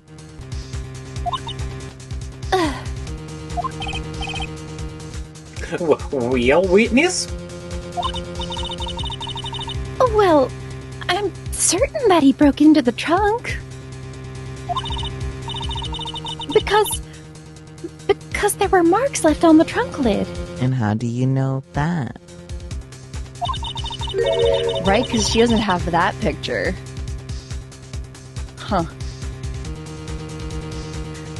I'm certain they were scratch marks from when he broke into it.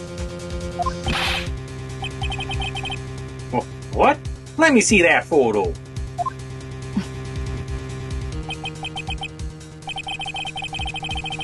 It's true. These certainly look like scratch marks around the keyhole. Damn, not the all caps. A very firm That was weirdly irritating to my throat. all of this shit, and that was the thing that irritated it. It's My obvious brain is this a trunk funky has been monkey broken open. It's obvious that this trunk has been broken open. Well, Miss V, are you satisfied? No, because why does she know that? The judge is on her side. I can't make any mistakes here. What she just said. Is there a contradiction in there somewhere? Albeit it doesn't work. Well, I don't buy shit doesn't- from the manure salesman. yeah. It doesn't work. It doesn't work. Melissa Foster. It looks like you finally betrayed yourself. What?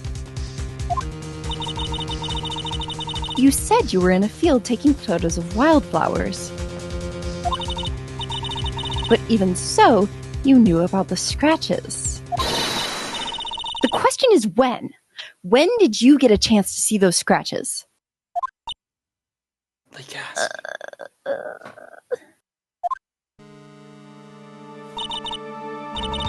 Finally! I finally got her! I'm getting pretty tired of waiting over here. Then perhaps it would be faster if Miss Fey explained herself. Your Honor, there's only one possible explanation. The reason the witness had seen the scratches was... She happened to be passing by. She put the corpse in herself, or she is the owner of the car. Oh, wow. That would be quite the plot twist since, like, it was established that, like, he took the car from a couple at a stoplight, so that would be weird. Yeah.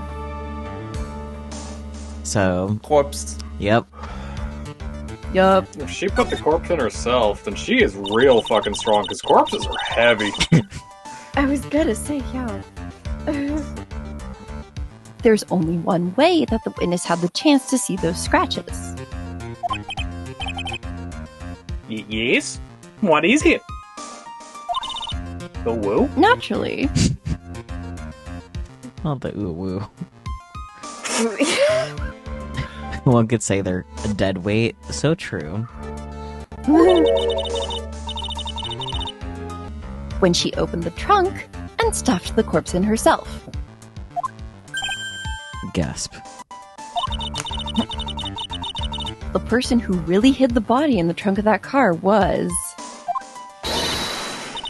Melissa Foster. It was you that did it, wasn't it? That's ridiculous. I could never. It was the man in the prison garb. He's the one that... I don't think so, Miss Foster. If Mr. Falls had been the one that put the corpse in the trunk, he would have simply used the car key. There was no need to break it open. But he stole the car. Yeah, well, the key was still in the ignition. Yeah, from a couple that were driving it. Yeah. Yeah. They were at a stop sign. Mhm. Stop Yeah, light. hot wire, Words. you idiot.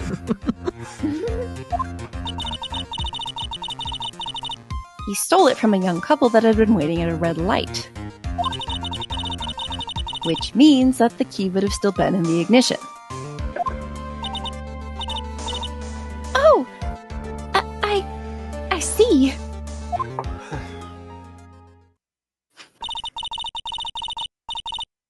Thank you for telling us about the scratches, Miss Foster. Without that, we never would have uncovered the truth.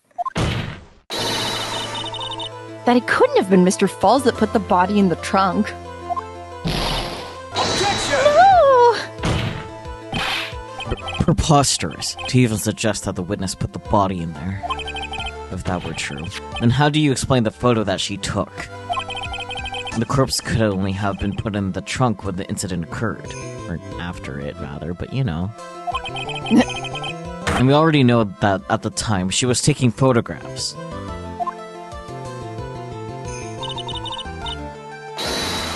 Now is your chance, Mia. Finish this thing. On the contrary, I'm not so certain about that anymore, Mr. Edgeworth. Gasp.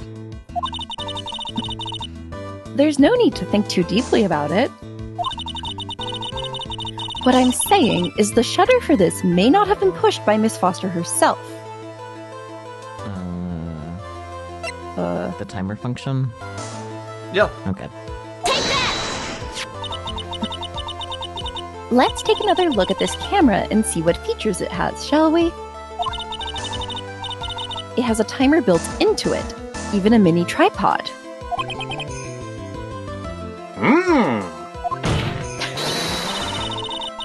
Why? It's almost as if she had brought this camera just to take this picture. Objection! Girlie had an ellipsis. Oh, right. What are you trying to say then, Miss Faye? That when the crime occurred, Miss Foster wasn't in the field as she claimed? Well, if she really did use the camera's auto timer, then the answer is yes, she was somewhere else. Exactly. She was not in the field.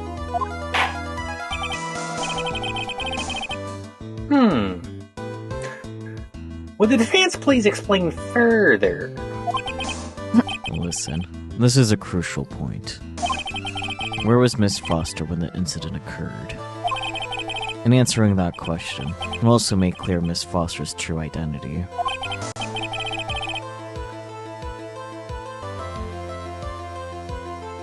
Well then, please answer this question. Where was Melissa Foster when the incident on the bridge occurred? In the river! Just kidding. I mean, she could be in the river. It is right next to the field that she says that she was in. True, just out Living for a in a van swim. down by the river? Yeah, so where is the most likely place for her to be if she was using the camera's timer? I don't know, actually. Well, you mentioned something about like the photo that she took looking a little weird, but she could have taken that photo if both parties were on the bridge. Mm-hmm. What if both parties weren't on the bridge? Where would she have to be? Blinks.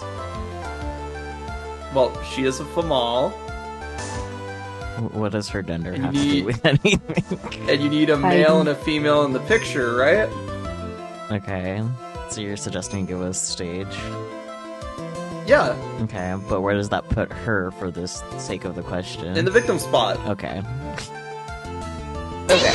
I was like, on the bridge? Yeah, on the bridge. Okay. Naturally, the witness was right here. But that's where the victim, Miss Hawthorne, was standing.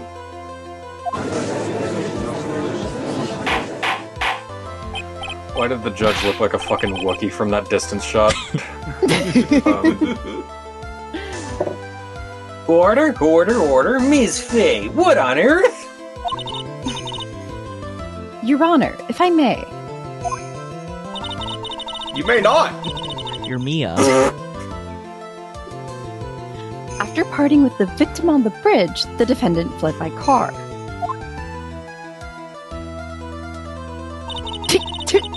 The way the car just went, yoop.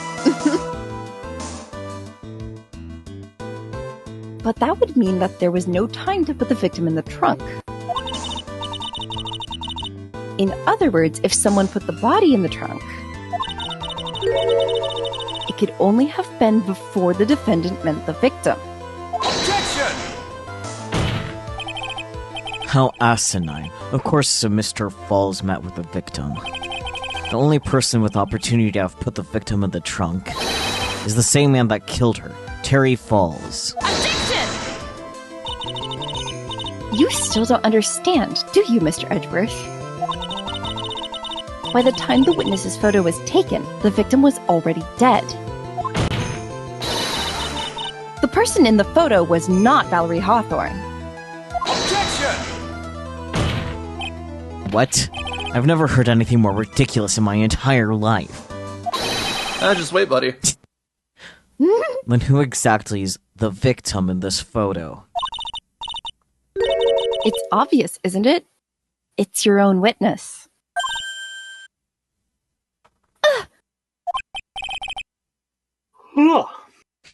What? It's the only possible explanation.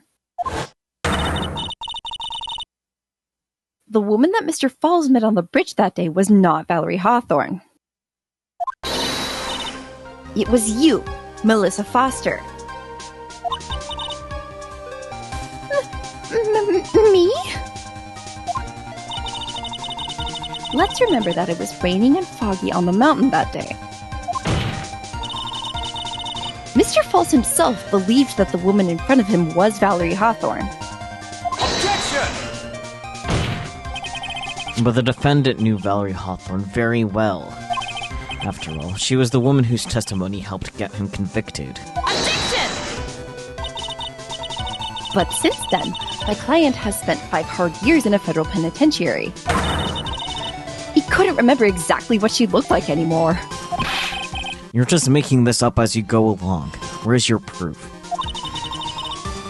I've got it all right here. This piece of evidence will blow this case wide open. At the time of the incident, Mr. Falls had forgotten what Valerie Hawthorne looked like. Yippee note.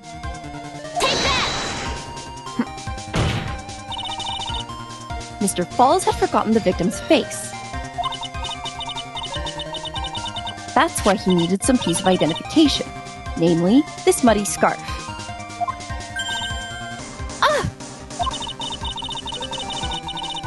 It was Mr. Falls who requested that she wear this scarf to identify herself. That's already been proven by the note the victim left. Ellipsis. In other words, as long as you were wearing a scarf like he asked, anyone could have pretended to be Valerie Hawthorne.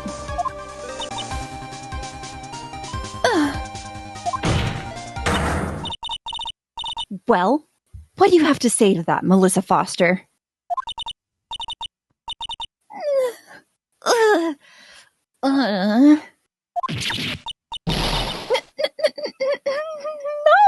Damn, she phased out of existence. The wind blew her away.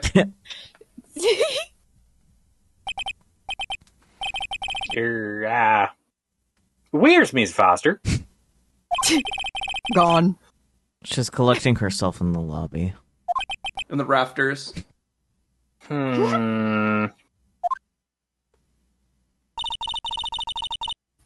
It's obvious that Melissa Foster did it. She hid the body in the trunk and disguised herself as the victim. She set up the camera to snap a fake photo of them together. The only question is, why did she do it?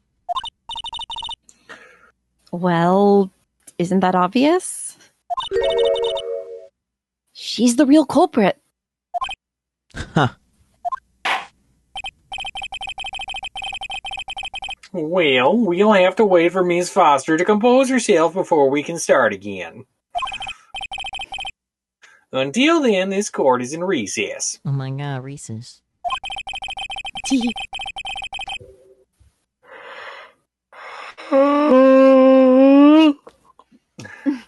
The defense and the prosecution are both to wait in their respective lobbies.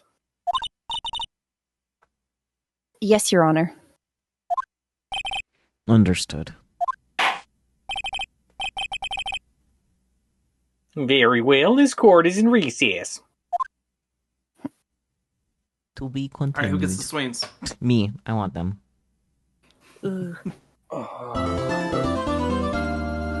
Yay! We made it to part 2 of the trial. Whoopee! Yay!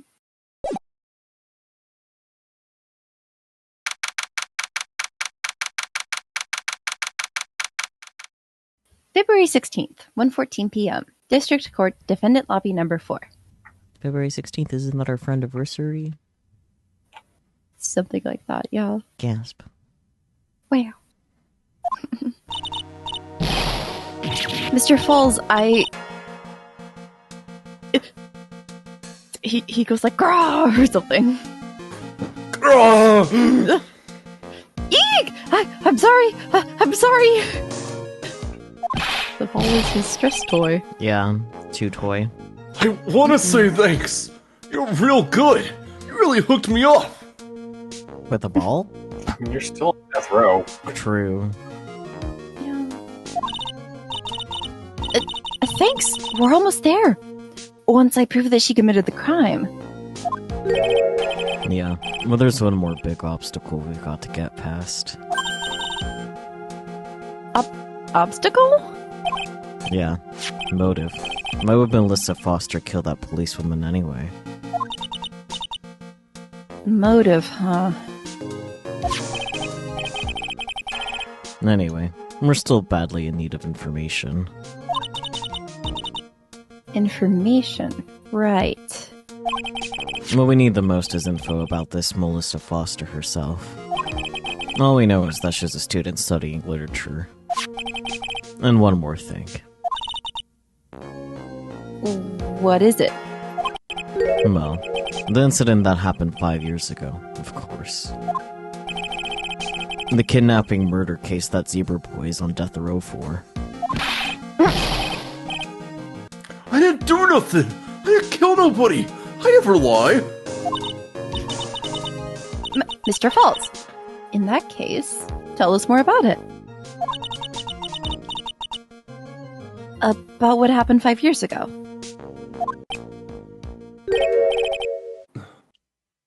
Okay. I trust you. Damn, bro, locked in. That day, 5 years ago, I dream of it. Every day.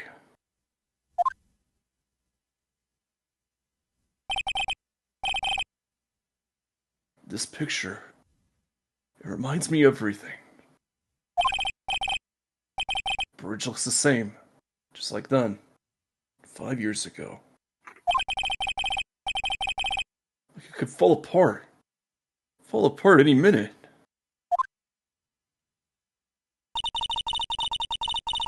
So it's been broken like that for at least 5 years.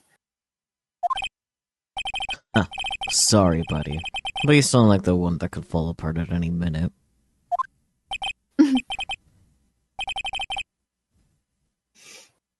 It's true. I did kidnap her. 5 years ago, I kidnapped my girlfriend, Dahlia Hawthorne. Right. Okay. Your girlfriend? Huh? Hey, hold on there. Did you just say Hawthorne? Yeah, that got my attention too. It's like, wait a minute. Yeah. the victim's last name?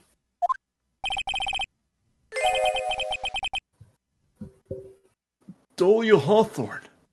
Valerie's little sister. What? Are you serious?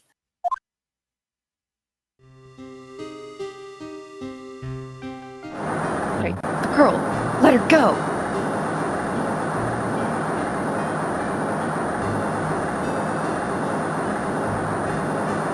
Shut up! Come closer! I'll kill her! Sorry, but you're not going to get the chance. I'll do it. Blam! Well, the detective back then was Valerie Hawthorne.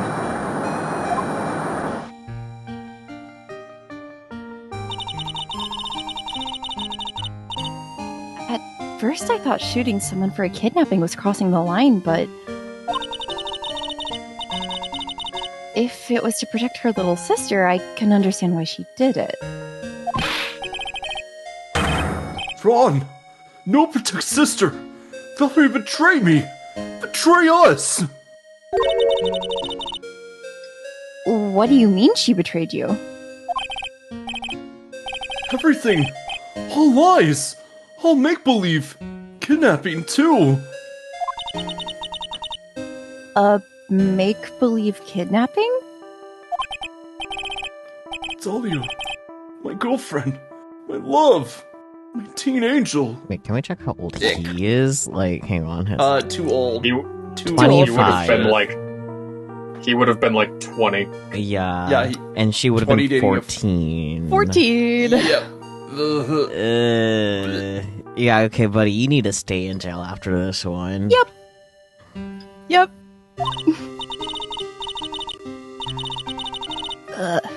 Did he actually say my teen angel? He's seen one too many soap operas. That's not the problem, yeah.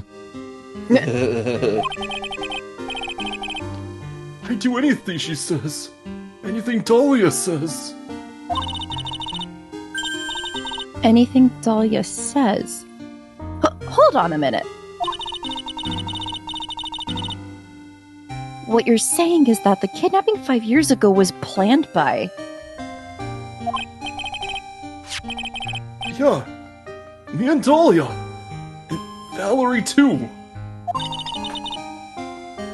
Valerie was in on it? Dahlia's family rich. Jewelry business. We get one jewel. That's what we thought. Me and Dahlia wrote kidnap note. We sent to her dad.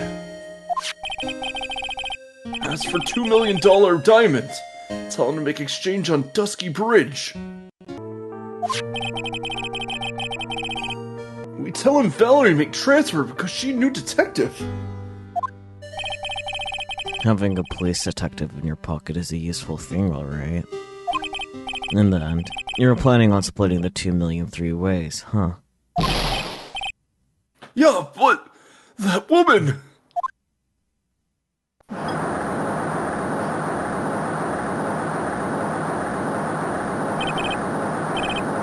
That woman, Valerie, she'd do it for real. She shoot at me for real. Me and Dahlia. Bink. Bonk.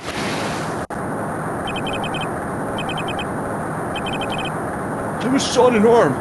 Dahlia, she'd jump in river. I knew it! I was like, that bitch faked her death. Jump? You don't mean she jumped on purpose, do you? I couldn't do it. I could never push her. Listen, he may be a pedophile, but he draws the line at murder. I mean, at least he has a line at least. Yeah. It's not a good line, but...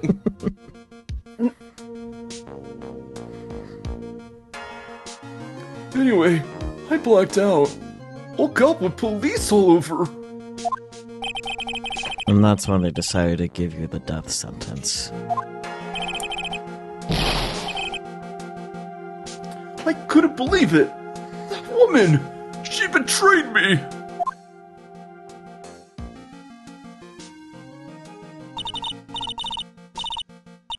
That man, Terry Falls, he killed her. He threw her off the bridge. He threw my beloved sister into the roaring river 40 feet below.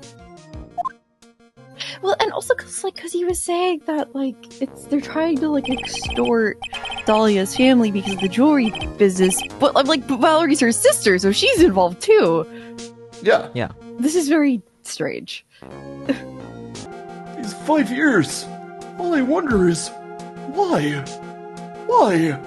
Why? Why? Why did she lie? That's all I want to know. So that's why you called her. You wanted to hear the truth from Valerie herself. Yes, but I forget what she looked like, so I tell her to wear a scarf. I don't want to hurt her. Just ask why. Why? Why did you lie? Why did you betray me? I just want to hear an answer come from her mouth. That's all. So that's why. That's why you made a crazy escape like that. Just one thing, Zebra Boy. My senses are tingling all over. Tell me, Mr. Falls, where is it? Huh? Where's what? Come on now, kitten. The ransom. The $2 million diamond. Remember that now? Did you give it back to Pops? Did the police take it? I like that he is an equal opportunity kitten caller, like I said earlier, because he just called this grown-ass man kitten. I don't know. Huh? You don't know? No, really. I don't know. It's gone. With Dahlia. With Dahlia? The day. On the bridge. Dahlia put it in that pack.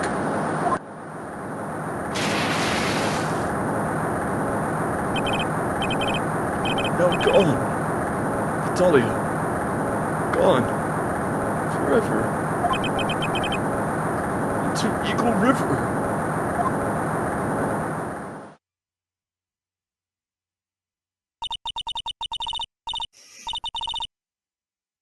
It disappeared with Dahlia, huh? Wait a minute. Felix, I choose you to be bailiff. Alright. You can come back in now. We're about ready to go. Mr. Falls, just one more question. When you said with Dahlia, do you mean the diamond is still missing? Along with the body of Dahlia Hawthorne?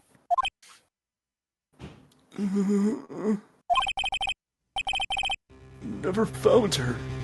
My sweet Dahlia. They never found her.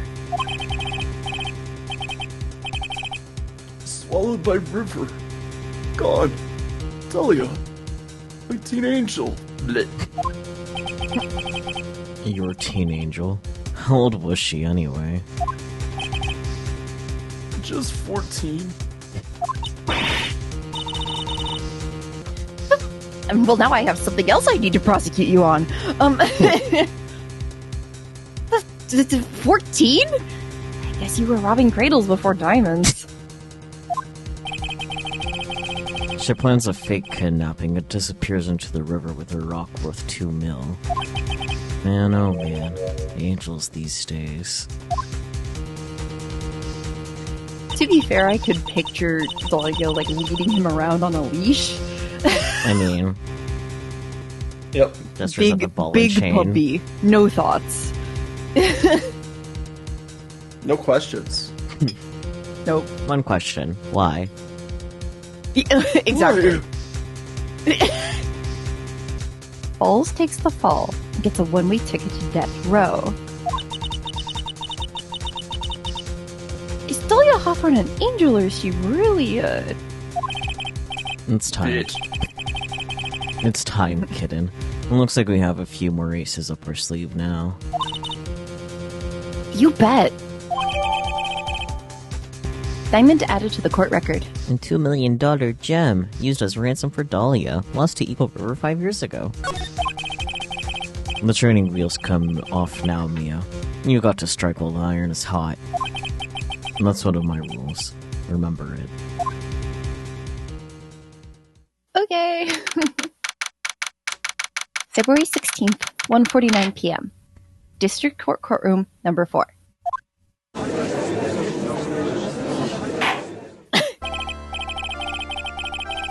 Now then, let's continue with the trial of Mr. Terry Falls. There you go. Perfect. Witness, are you feeling better? Yes, Your Honor. I'll try my best. Is it? You're a brave young lady. Not this again. I can understand a defense lawyer wanting to get her client off the hook. However, to try to pin the crime on an innocent student is... What are you talking about? My witness is not the person on trial here. She's an innocent... Should be.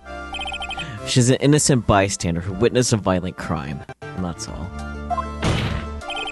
What possible reason would a girl like this have for murdering a policewoman? Her sister, no less. They don't know that yet. It's certainly hard to imagine this woman as a murderer. Imagine harder. Her motive, huh? I figured that's what I had to establish next. Well, Miss V, do you have any evidence of a motive? Yes, of course. I think. You're still acting as tame as a kitten. Kitten. Mr. Armando. Listen, a lawyer is someone who smiles no matter how bad it gets. That's where she got that from. Oh, Smiling on the outside while your guts are twisted in knots is the mark of a pro, I can read. I assume that you could.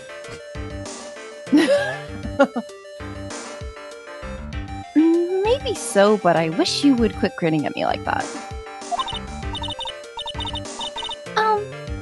Excuse me. May I speak, Mr. Judge? She says while speaking.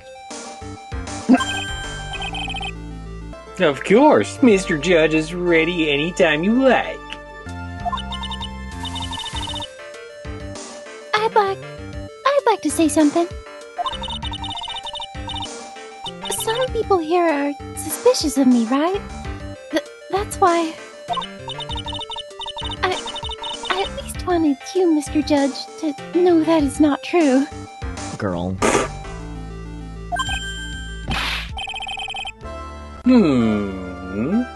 I see you're such an honest and upstanding young lady.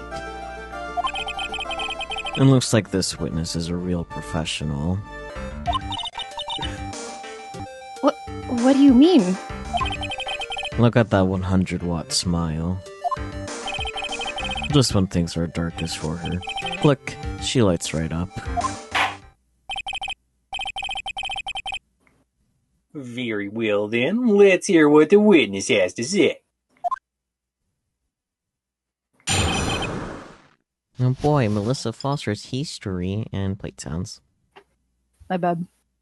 Pats you. Her history only goes back 5 years. True though. Ew. I was out of the country until the year before last. Until I entered college, I had never even been to Eagle Mountain before. And I certainly don't have any reason for wanting to hurt a police officer. holding a grudge and killing the officer who testified against you 5 years ago? Or kidnapping a poor girl? I just think the defendant is a terrible, horrible monster.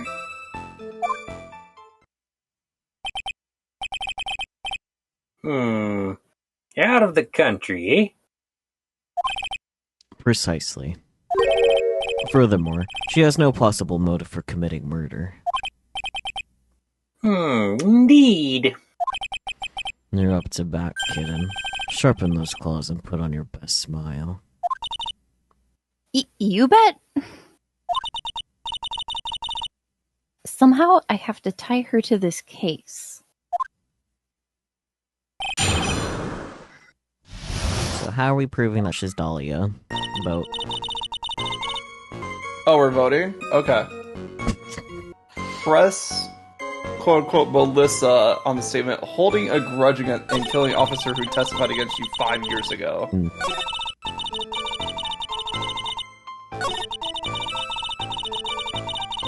Because as we established, she's a lying liar who lies. Yeah. A grudge? Well, the policewoman's testimony was crucial, wasn't it? Crucial in getting the defendant sentenced to death. Yes, and that's precisely why he harbored such deep anger against her. So much anger that he forgot his own guilt.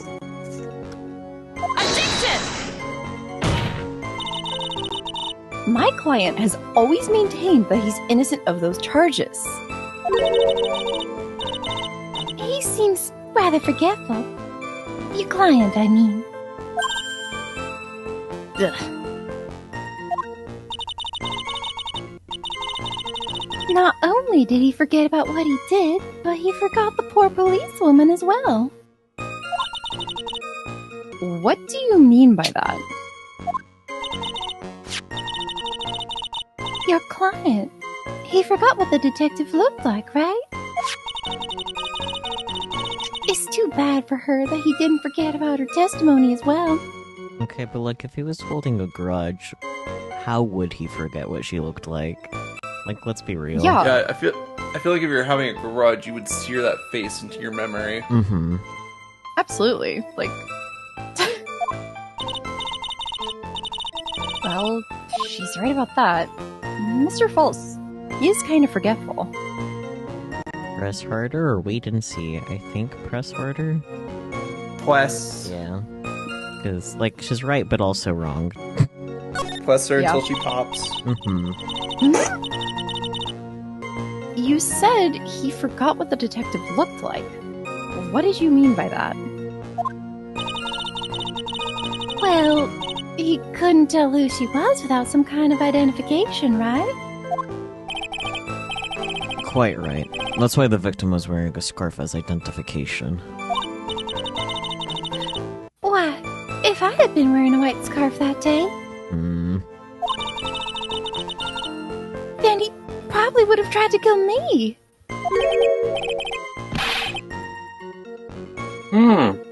That's true. He's clearly a bitter man.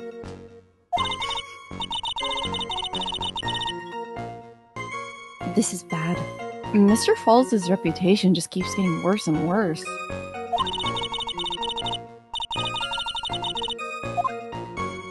Sometimes it's best not to poke too deep.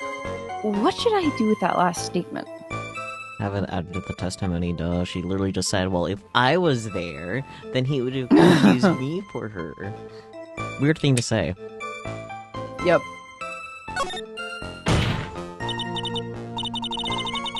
Your Honor, what the witness said just now was tremendously important. I'd like it added to the official testimony. The prosecution has no objection. After all, the defendant is a killer, an immensely unbalanced one at that. Hello, Edgeworth. Can't just say that about people.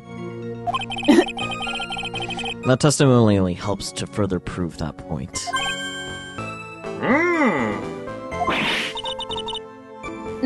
No, that's not why I... Enough witness, if you would. My pleasure, Mr. Judge. I guess I'm lucky I wasn't wearing a white scarf. How do we deal with that statement, Burb? Well, it's like, where would she have gotten this information? Because as far as we know, she was a witness. True. And there's only 2 people that knew that the rendezvous was going to be meet up with a white scarf. Mm-hmm.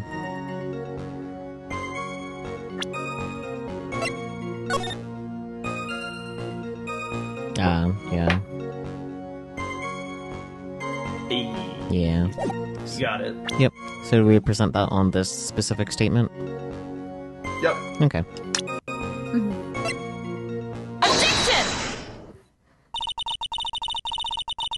It's true. Mr. Falls did give instructions to Valerie Hawthorne about their meeting. The note that she left said, "Wear white scarf for identification."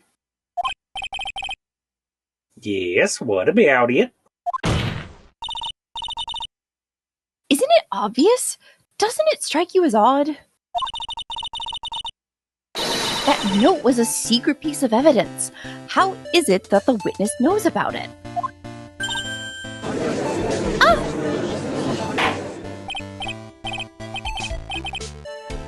Order? It is odd, isn't it? Well, Mr. Edgeworth? Did you show top secret evidence to the witness? Your Honor, I certainly never gave anyone permission to do such a thing. In that case, the only way the witness could know about the note, but... Just a moment! Of course I didn't know about the note. It's just... I saw it when it happened. With my own eyes. When the victim went to see the killer. She used her own scarf to signal him.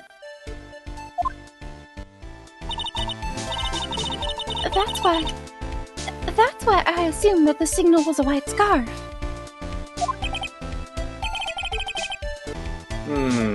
I suppose that makes sense. No, it doesn't.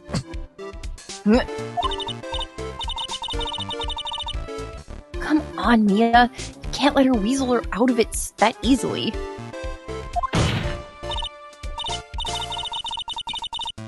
Witness. Sorry, but your explanation isn't going to work here.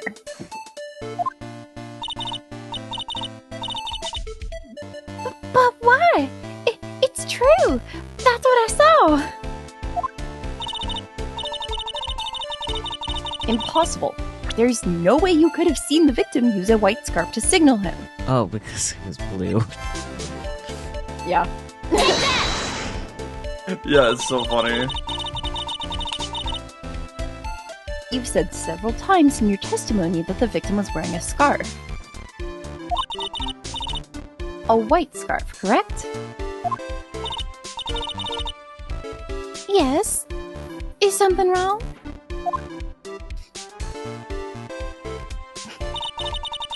I love her little, bang flip. It's so sassy. Yeah.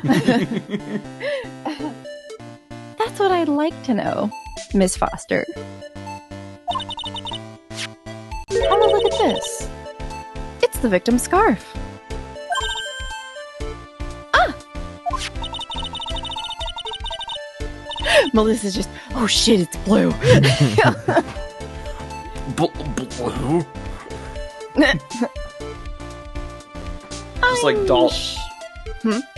Just like Dolly doing the same face as... crap. What's his name from ZTD? Carlos. Oh, yeah. Same face as Carlos, so it's just like, blue?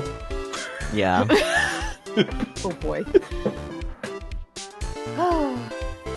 I'm sure people would disagree about what to call this color.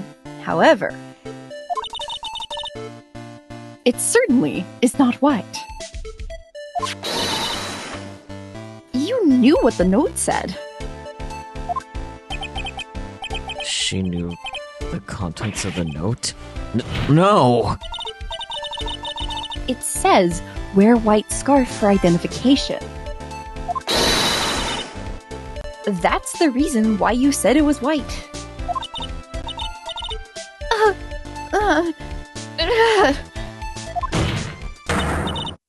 Well, Miss Foster? No!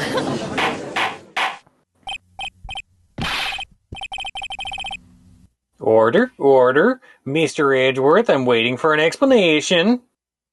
I'm quite sure this note wasn't leaked to the public. And yet, this witness knew exactly what the note said. At the time of the murder, the number of people that knew were quite limited. Terry Falls is one. The person who wrote the note, Valerie Hawthorne, is another. And finally, one more person. Did you say one more person? That's right. A person that no one would have suspected. Have you figured it out, kitten? Yep. The third person that knew the contents of the note was... The Rock, just kidding. Dun dun dun! Who knew it? Dahlia. Yes. Not Melissa, Dahlia. Okay. And that person is Dahlia Hawthorne. Dahlia Hawthorne? Have you ever heard that name before?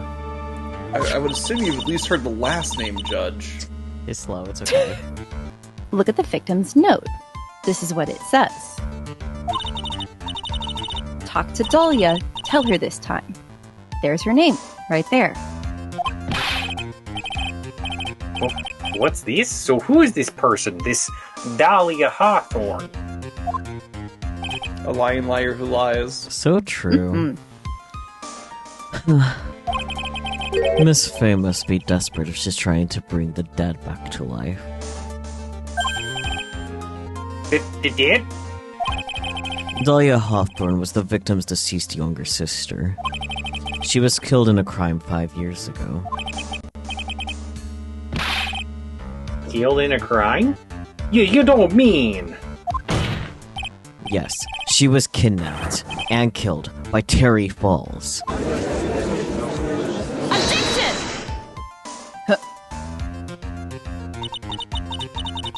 You said she was killed. But was she really? What are you implying? Of course, people thought she had died 5 years ago. When she fell off Dusky Bridge and was lost in the Eagle River. However, her corpse was never found. Objection!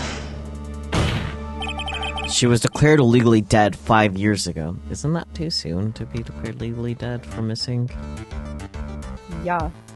Anyways. As far as the law is concerned, Dahlia Hawthorne is officially dead. But the fact remains that her body was never recovered. Dahlia Hawthorne was 14 years old 5 years ago. If she were still alive, she would be 19 now. Melissa Foster. I believe that's the same age you are. And you knew the contents of the note. There's a little Melissa, Yeah, of course. Even you couldn't. Miss Faye, you're not saying. Technically, she could bring back the dead. True. So, fun fact. But I am. That's precisely what I'm saying. This witness before us is the girl that was kidnapped and killed 5 years ago. This girl is, in fact, Miss Dahlia Hawthorne. What? Ha, nice work. That was like tossing a grenade into a 3-alarm fire. But unless you can tie all the loose ends together, you're nothing but a hit-and-run arsonist. I I understand. If I can't expose her true nature, I can turn this whole case on its head. Mia frantically writing a note. I am an arsonist. Now is my chance to make Mr. Edgeworth squirm.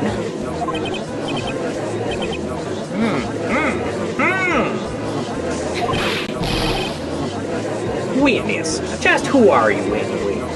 Are you a hoser?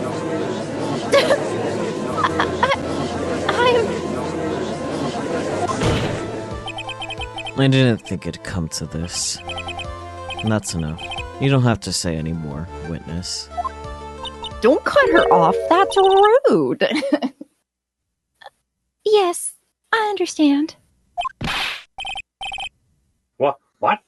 Mr. Edgeworth, explain yourself. Your Honor, I have an admission to make. I honestly never thought the defense would pursue this matter this far. Yeah, sure. You don't mean. Yes. The prosecutor's office isn't filled with fools, you know. Are you sure? Naturally. We conduct full background checks on all of our witnesses. I don't think this one was nearly thorough enough. What did he say? What did he say? Huh. Looks like the kid knew. He knew her true identity from the get-go. No way! But then why? If you hadn't revealed her secret, he wasn't going to say anything about it. All he wanted was her testimony, so he made a little trade. Let me introduce you to the victim's younger sister, Miss Dahlia Hawthorne. Butterflies. But I thought she died 5 years ago. We thought so as well, but, well, as you can see. Why? Why did she hide her identity for 5 years? That has nothing to do with the current case.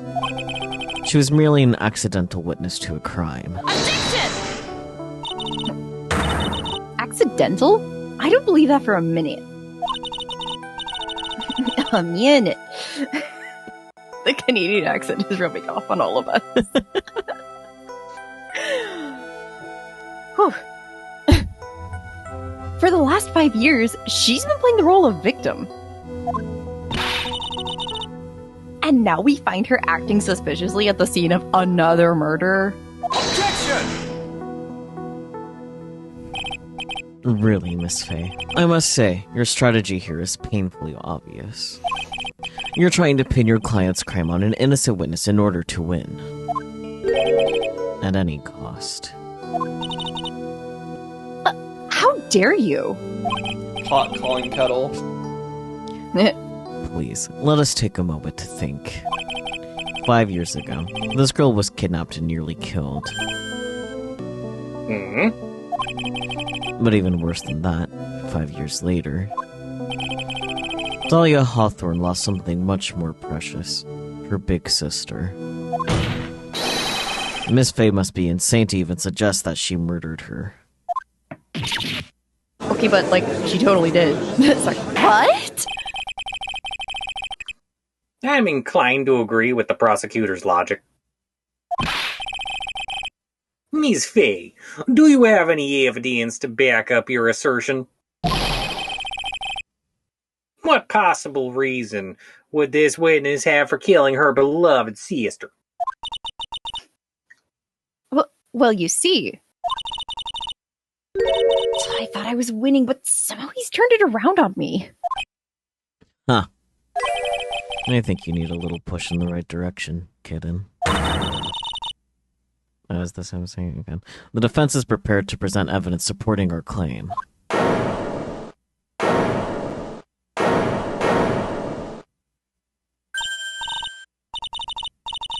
That wasn't me. It was this guy. This crazy coffee addict. He has a name. Objection! I think we've heard enough empty threats from you, old man. Wow. Huh. What makes you think they're empty, boy? Because your protege looks like she's sweating bullets. Wearing them too, sure, why not? I am sweating bullets. You think you're in a top spot, huh? Of course. Aren't I? No. You've just arrived at the moment of truth. That's all. Whether you win or lose, that's up to you. Up to me? The rashness of youth. How charming, he says as the youngest of the lawyers here. Yep. This coming from someone younger than me? Now then, let's not waste any more time.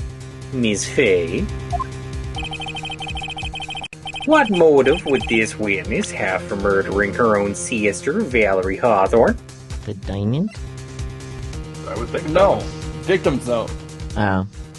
Oh, right, because the truth. Valerie was gonna tell... Yeah, she wanted Valerie was gonna tell Terry the whole thing. Yeah, reveal the truth. Yeah.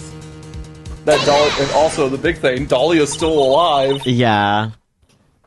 The story starts after Terry Falls escaped. He called Valerie and told her he wanted to meet. This is the note she left. It says, talk to Dahlia. Tell her this time the whole truth must come out. Valerie Hawthorne gave Dahlia a warning. She told her she was going to reveal to the world the whole truth. The whole truth? There was a dangerously important secret between Valerie and Dahlia. Secret. So true. That's the reason Dahlia felt she had to kill Valerie. To keep her mouth shut permanently. Objection! A terrific story, Miss Faye. If you like fiction, that is. Enlighten the court, Miss Faye. What was the secret that was so important, other than the obviously faked death? Where's your evidence? Dahlia and Valerie Hawthorne and Terry Falls. There's only one important secret that connects them all. Oh yes, I know this secret. Your Honor, the defense would like to request further testimony. Well, what testimony? Regarding the kidnapping 5 years ago, we believe it will explain a lot of things. Such as the nature of the important secret between the Hawthorne sisters.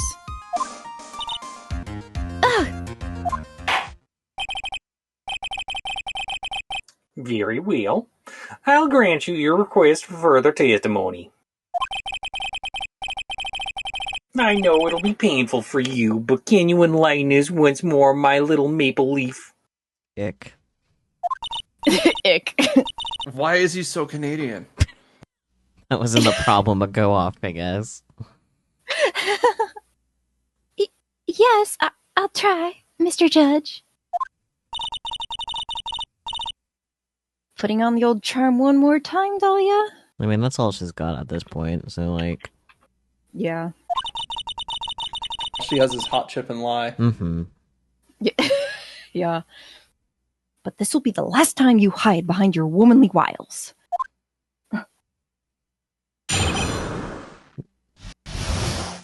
Witness testimony 5 years ago.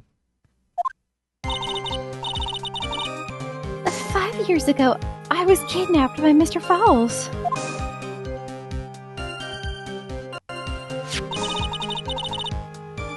The ransom price was a raw diamond.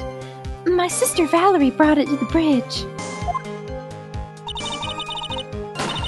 After she made the exchange, she shot Mr. Falls in the arm.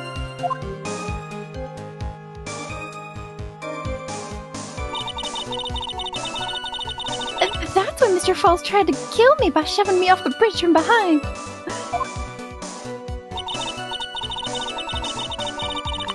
5, but I was afraid I might be kidnapped again for my family's money. So I decided to change my identity and start a new life. Girl, that's not rich kid shit. Rich kid would be like, Mom, Dad, I'm back. I'm not dead. Yeah.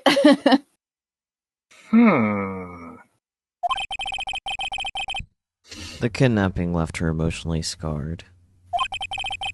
With her sister's help, she left the Hawthorne family and started all over again. And we're to believe after all that, she murdered her sister? Preposterous. Thank you, Mr. Edgeworth. Discord absolutely obliterated Miss Faye.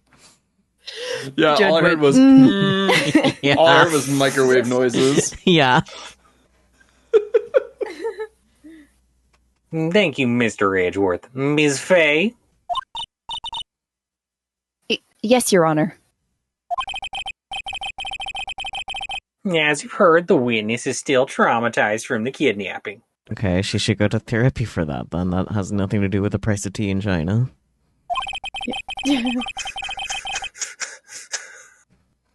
I'll ask you once again to be extremely gentle in your cross-examination. Mr. Edgeworth got the jump on me again. Huh. If we're not allowed to fight, then let's twist some arms. Listen up. We still got that info. That ace up our sleeve. What info? Well, check your sleeve. You'll find the ace right there. Come on, kitten. Don't say you've forgotten already. The fact that the kidnapping 5 years ago was staged. That's right, it was a fake kidnapping. Terry Falls told us that in the lobby. I do anything she says. Anything Dahlia says.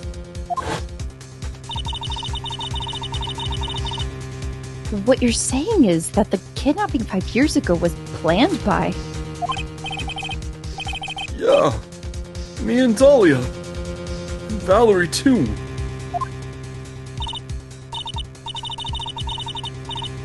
Yes, that's it!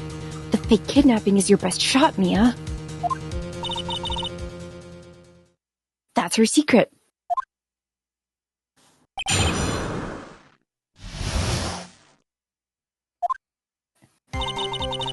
Let's see.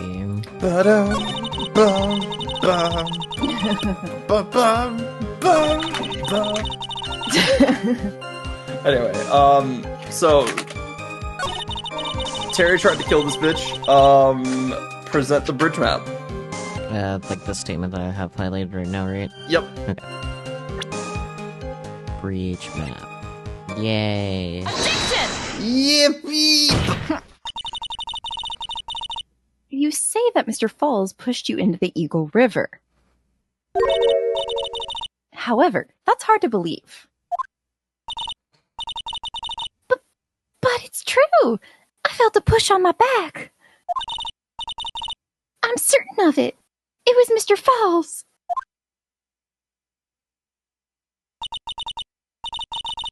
I'm sorry. I guess I wasn't clear enough. I shouldn't have said, that's hard to believe. I should have said, that's impossible.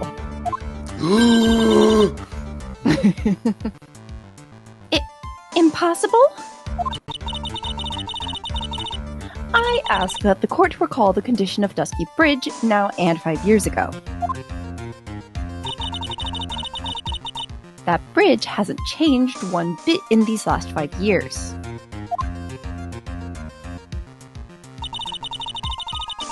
If someone had pushed you from behind as you have claimed,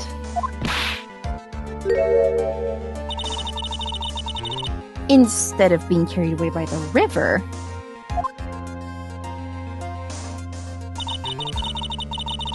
you would have been smashed by the bedrock below. And we'd all be better people for it.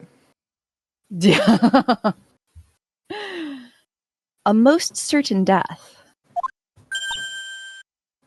Ugh. Do you understand now, Dahlia Hawthorne? The very notion that my client pushed you from behind is impossible.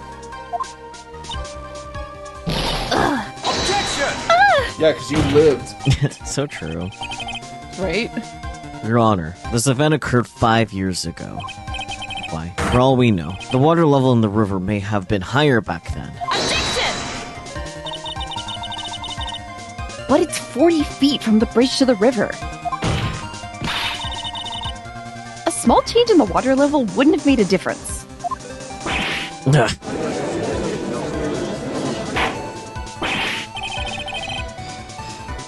You're right. If the events occurred just as the witness has testified, then the defendant couldn't have pushed the witness into the river.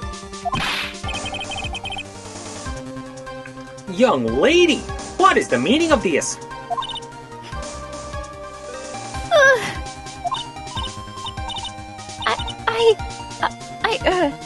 You see, Objection! Just a moment, Your Honor. It's true that the witness testified that the defendant pushed her into the river. However, she never stated that she fell from the back end of the bridge. What do you mean? After being shot in the arm, it's plausible that Mr. Falls panicked. Therefore, he could have unwittingly pushed her off the side of the bridge.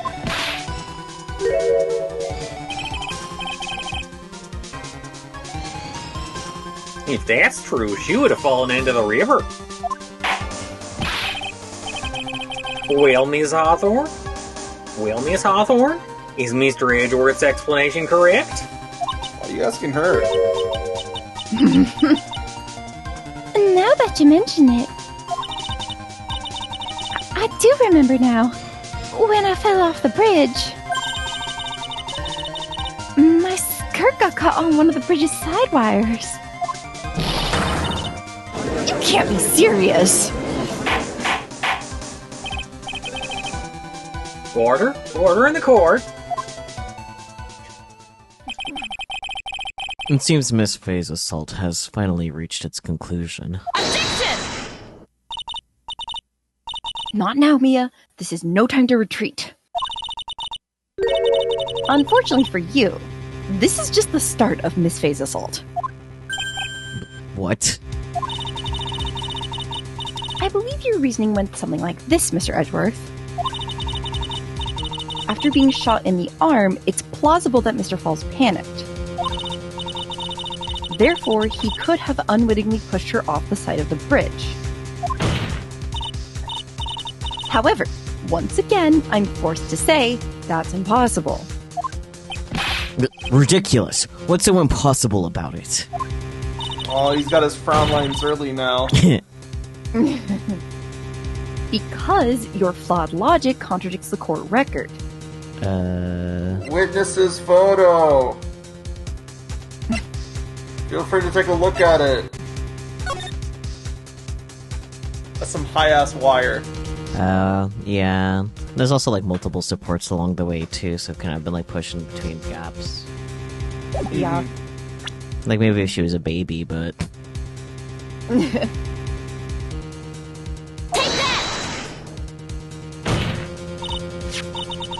Your Honor, all of the answers are right here in this photo.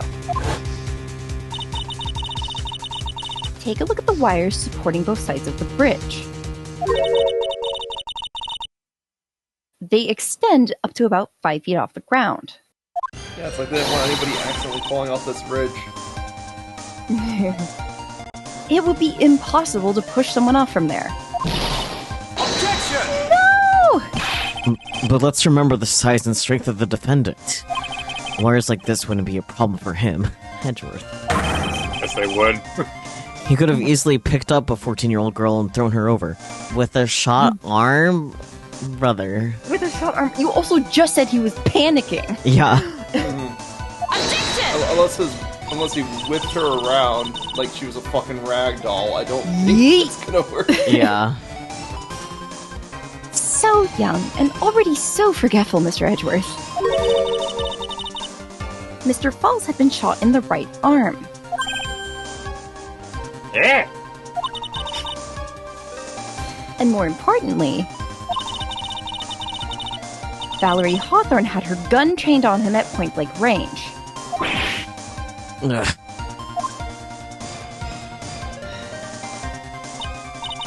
So, Mr. Falls throwing the witness off the bridge? That is clearly impossible. Ugh.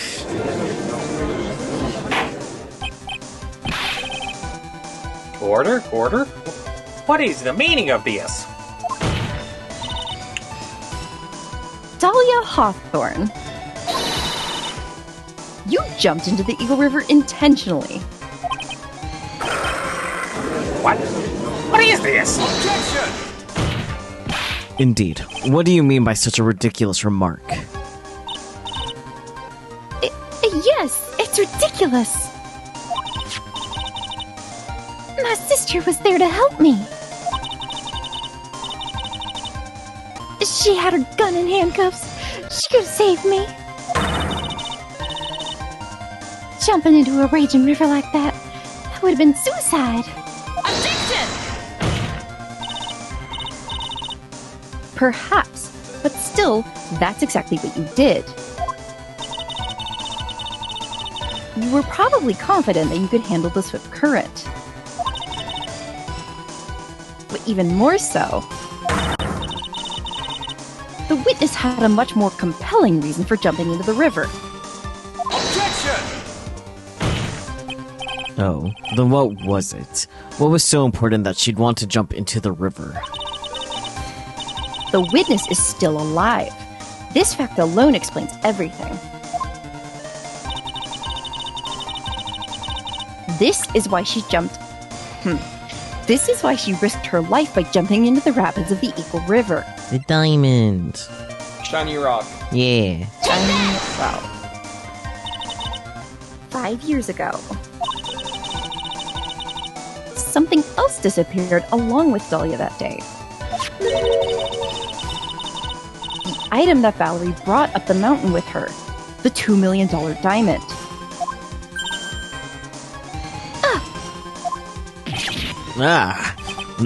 No, it can't be. Yes, Dahlia had it all planned from the beginning. The 2 million. Oops. It panned to her, and for a second I was like, time for her to yap now. Money. Money? $2 million? She was going to keep it all for herself.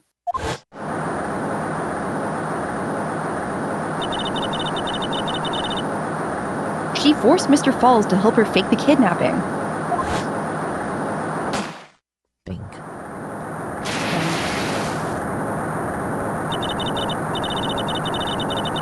At the last minute, she betrayed him and threw herself into the river. With the ransom tucked away safely in her backpack.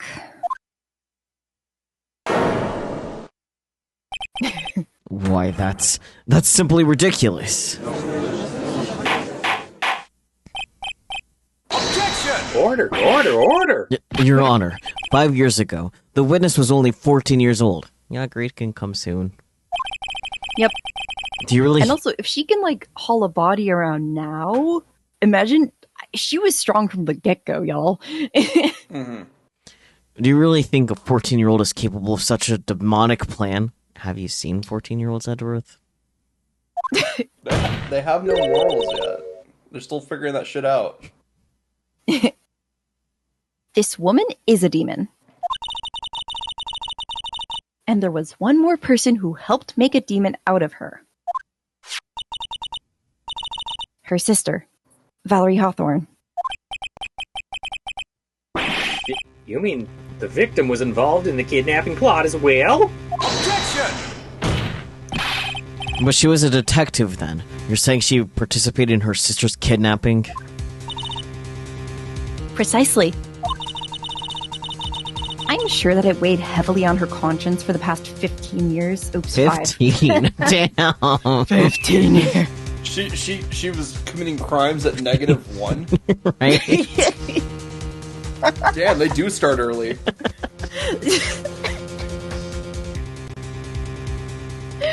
I I read it so confidently, too. Good God. Yeah. Okay, maybe not that early. Just straight from the womb, man. Right at conception, committing crimes. I was gonna say, if you aren't committing crimes before conception, are you really living? Oh dear. I'm sure that it weighed heavily on her conscience for the past 5 years. This is the sole reason behind the victim's murder. What do you mean by that? On the day of the murder, after receiving the phone call from Mr. Falls, Valerie called her sister Dahlia. And then she told her what she was planning to do. Planning to do? She is going to tell the whole truth, as she wrote in her note. That is what sealed Valerie Hawthorne's fate. That is where you hatch your demonic plan to kill 2 birds with 1 stone. A plan that would ensure neither of your accomplices to the kidnapping would talk. And that is why you killed your sister, Valerie Hawthorne.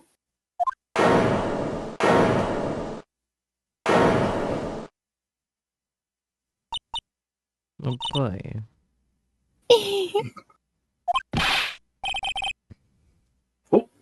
Who is that? Laughing at a time like this.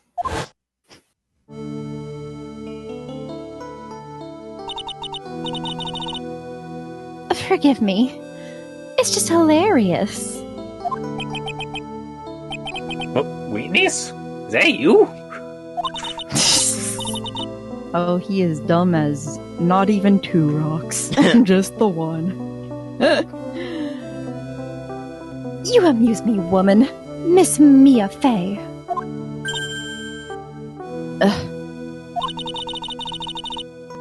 You can certainly weave an exciting tale. Naturally. You have the evidence to back it up, don't you? Evidence? Evidence that I planned the kidnapping, of course. That at 14, I plotted it with Mr. Falls and my sister. Well, And one more thing.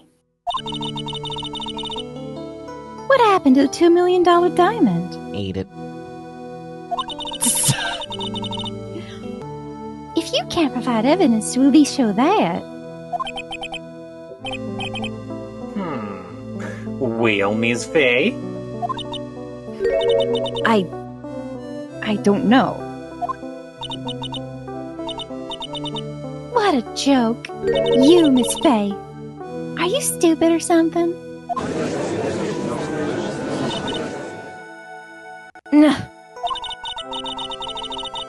How can I prove a fake kidnapping that happened 5 years ago? I don't even have decisive proof of Valerie Hawthorne's murder. Well, it seems that we've come to the end. To be honest, the witness's behavior does raise certain suspicions. Uh-huh. However, I am forced to reject the assertions made by the defense. Of course you are.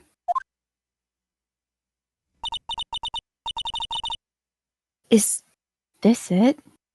Is it really over? That girl has made a fool of me, and there's nothing I can do about it. Huh. Without evidence, the trial is over. You decided that. Mr. Armando. Come on now, kitten. Haven't you figured out that you can make your own rules?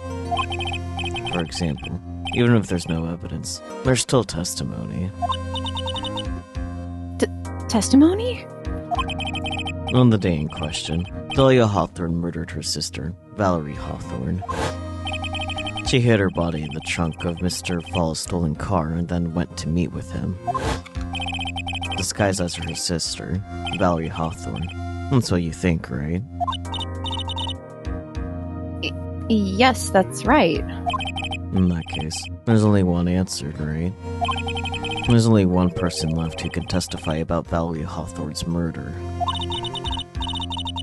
Since there's no proof, there's only one thing left to do. Who is the one person who can testify to that demon woman's crimes? The diamond, just kidding. The diamond. Hello. But Terry, obviously, right? Yeah, obviously it's Terry. Your Honor, the defense wishes to call a new witness. You new witness? Yes, we would like to hear the testimony of Terry Falls. The defendant? There's only one person that can shed any further light on the situation.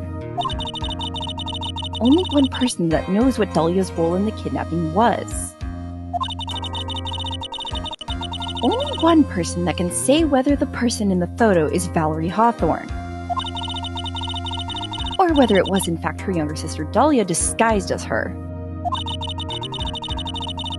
There's only one person who can solve this riddle once and for all. And that person is Terry Falls.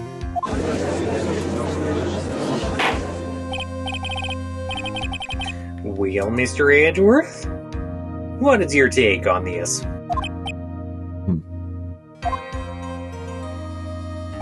Why not? The prosecution has no objection. Very well. Bailiff, bring the defendant to the witness stand. This is my last chance, Mr. Falls.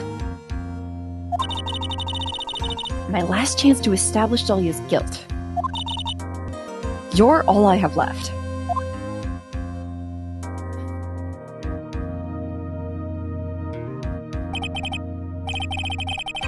Defendant, you've heard everything that's been said up to this point, yes?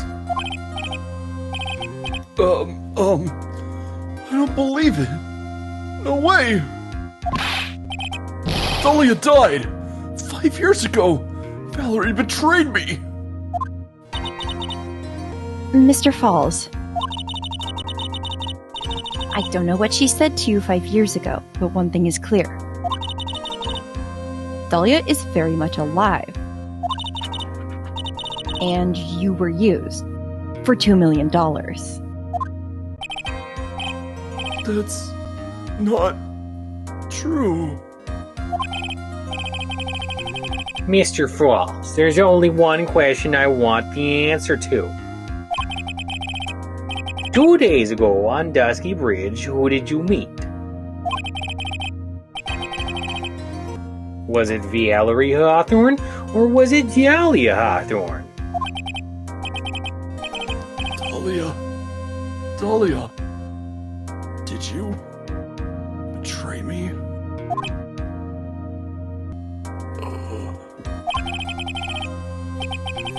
5 years ago, she promised. Never ever betray each other. Terry, Dahlia! It's true! You are alive! you don't trust me anymore? That makes me sad. Tell the truth! The real truth! I believed in you! I shouldn't need to say it. You should already know. That he should die for you? But there is one thing I will say. My life is in your hands right now, Terry. Dahlia. I will allow Mr. Falls to testify Once and only once. I said that backwards, whatever. It was close enough, man. Well then, Mr. Falls, yours will be the final testimony in this trial.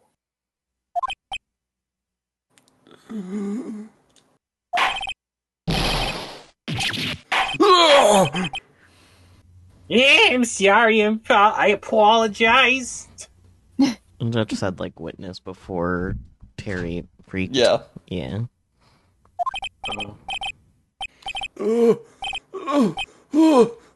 Water!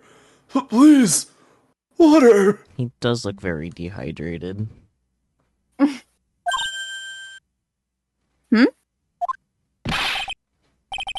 Can't talk! Need water! Huh. Oh well. I guess I'll have to be my coffee instead. At least I'll match the way he's probably feeling right now. Darker and bitterer than hell itself. You shouldn't give this guy caffeine, I'm not gonna lie. He'll be fine. He'll be fine. He's going back to jail. Let him enjoy it. Who Terry Falls saw. That day, 4 p.m., I stopped the car. I was in front of Bridge. She wasn't there, so I waited on Bridge. I watched my car from Bridge. I never put no body in that car. Finally, one woman came. She stood in front of me. We talked. Then she left. That was Valerie. Not my Dahlia.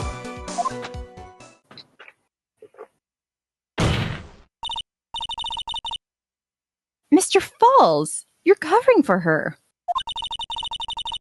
Objection! Do you think she would do the same for you? That's enough, Miss Faye. His last statement was a fitting way to end the final testimony of the trial.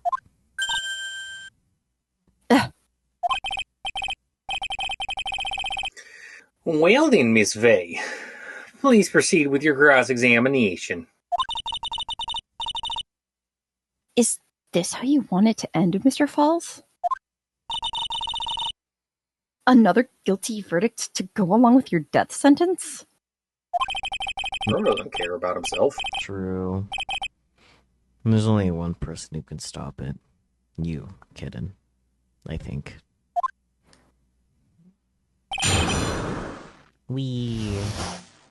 What we doing?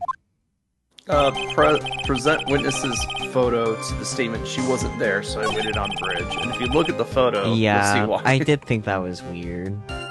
Yeah. Because their positions would be flipped Mm-hmm. if his statement was correct. Mm-hmm. Objection! Oh, witness's photo. Well, yeah, that was the witness's photo. No, that was the crime's photo. No. I clicked this one. Oh. Okay. Oops. Oh well. Okay. Your Honor, what do you think of the witness's statement? I don't think anything of it. How about you? I guess I don't think anything of it either. Then we don't have a problem, but we do have a penalty.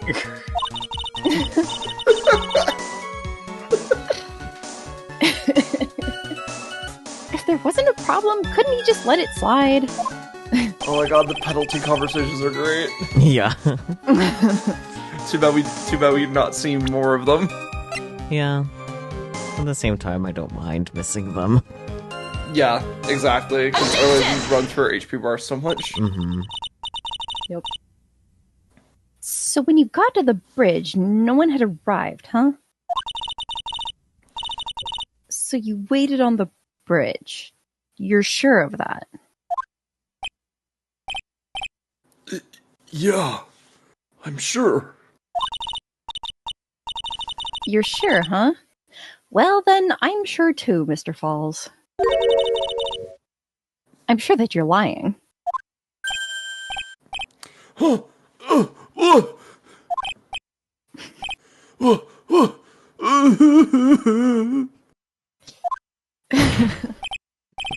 I would love to hear your rationale on this, Miss Faye.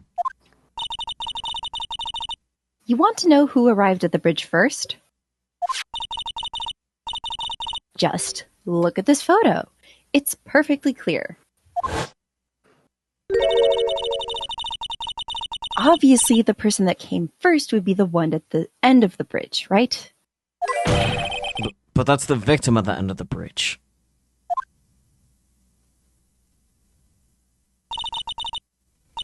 Precisely my point. In other words, Mr. Falls, you must have arrived at the bridge after she did.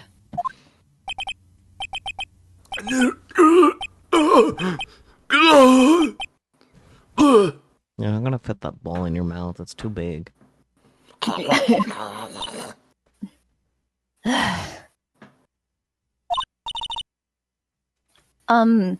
Mr. Falls, please don't get so worked up. We just want the truth.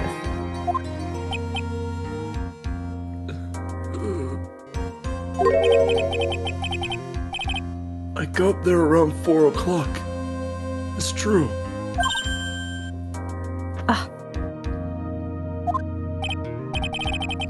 I had somewhere to go. A special place. Did you go to this special place before you went to the bridge? Yeah. It's an old temple about 15 minutes from the bridge.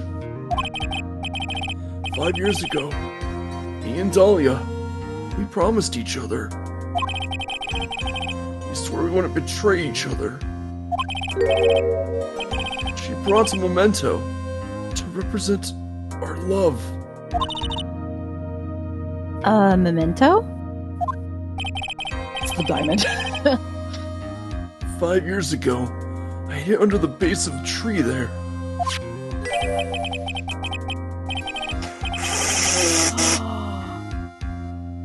This is so deep. Sorry. It's a special memory for me. This is it. This is what I went to get. This little bottle on a necklace is your memento? It's quite charming, but it looks empty. Your Honor, you heard what my client said. He arrived at the scene at 4 o'clock. But he then left his car unattended and walked away. He was gone for approximately 30 minutes. Urgh. With that much time, Dahlia Hawthorne could have easily hidden the body in the trunk of his car. No! Indeed. There certainly was enough time for it. I've still got a chance. Mr. Falls, there's no mistaking it.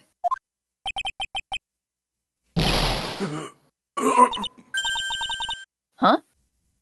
Mr. Falls? Oh.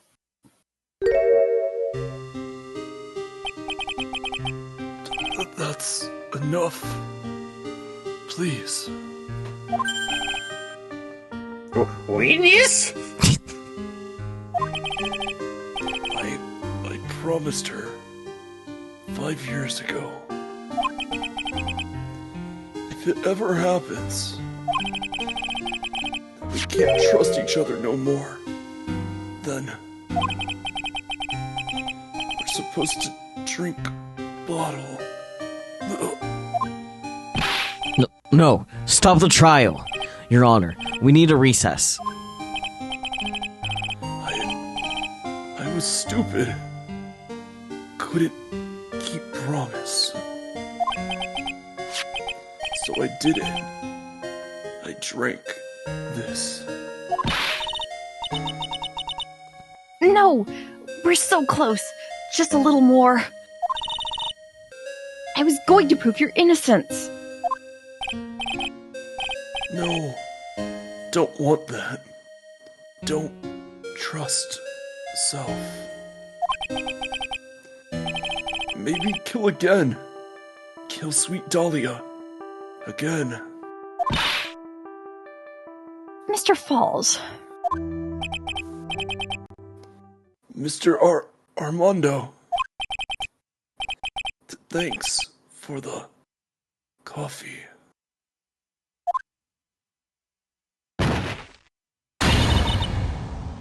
Mr. Falls!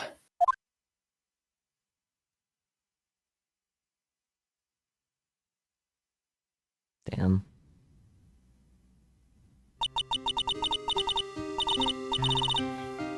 And so my first trial ended suddenly and tragically. This was also Edgeworth's first trial. In case anyone cares. I do. Yeah, and this is the start of his winning streak. Yeah. What a pleasant start. What a fucked up way to start your winning streak. Like, holy shit. Yeah. Winning on a technicality. Mm-hmm. It ended with no winners, only losers.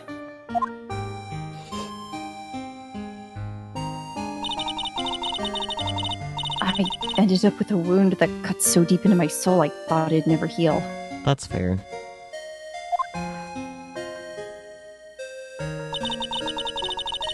I'm sure it was the same for the young prosecutor as well.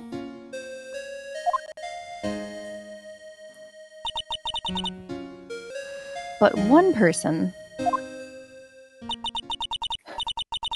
the true criminal, Dahlia Hawthorne, she left the courtroom with a secret smile on her demonically sweet face. I don't think that's secret. I think she's broadcasting that shit. True. Unforgivable. That witch. Mr. Armando. We were so close to the truth. It was right there in front of us. You were just a little too soft, kitten. It's my fault. It's all my fault that Mr. Falls killed himself. Don't cry, kitten. You're going to make my coffee all salty. Please. I knew it.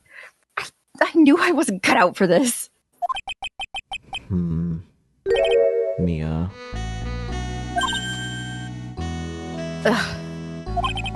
Don't you get it? You can't cry yet.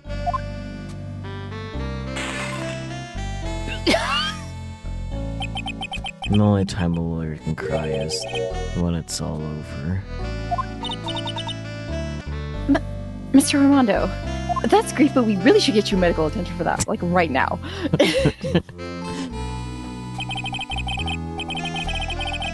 No matter how tough the case. Or, yeah, it is him, right? Oh. I think it's Mia still or- Mia. Okay. I think it's Mia. Okay. No matter how tough the case, no matter how bitter the memories, they always fade over time. Then you file them away and eventually forget them.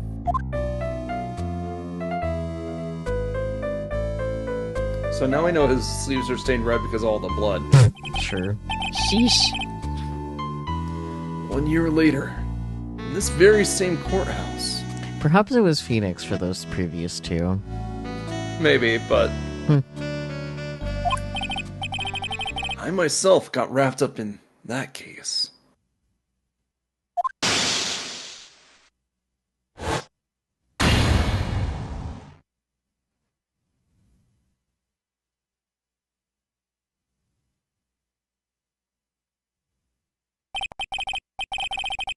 Only after that did Dahlia Hawthorne get put on trial for her crimes.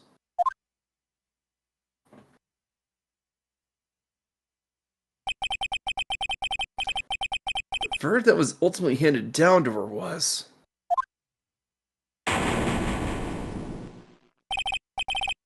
guilty, of course. Naturally, when the verdict was read, she had a perfect angelic smile on her face.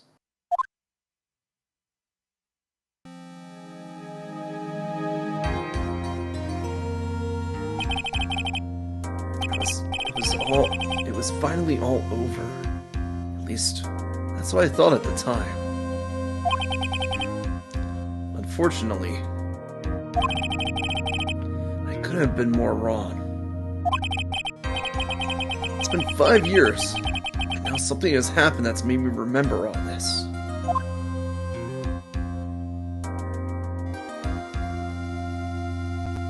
Episode 4, Turnabout Beginnings, the end. Wow. Yay, we did it! Brand new episode has been added. Wow, after the save, I will hide the screen from chat. And then we get previews. However, trauma. So true. 3-4. Yeah.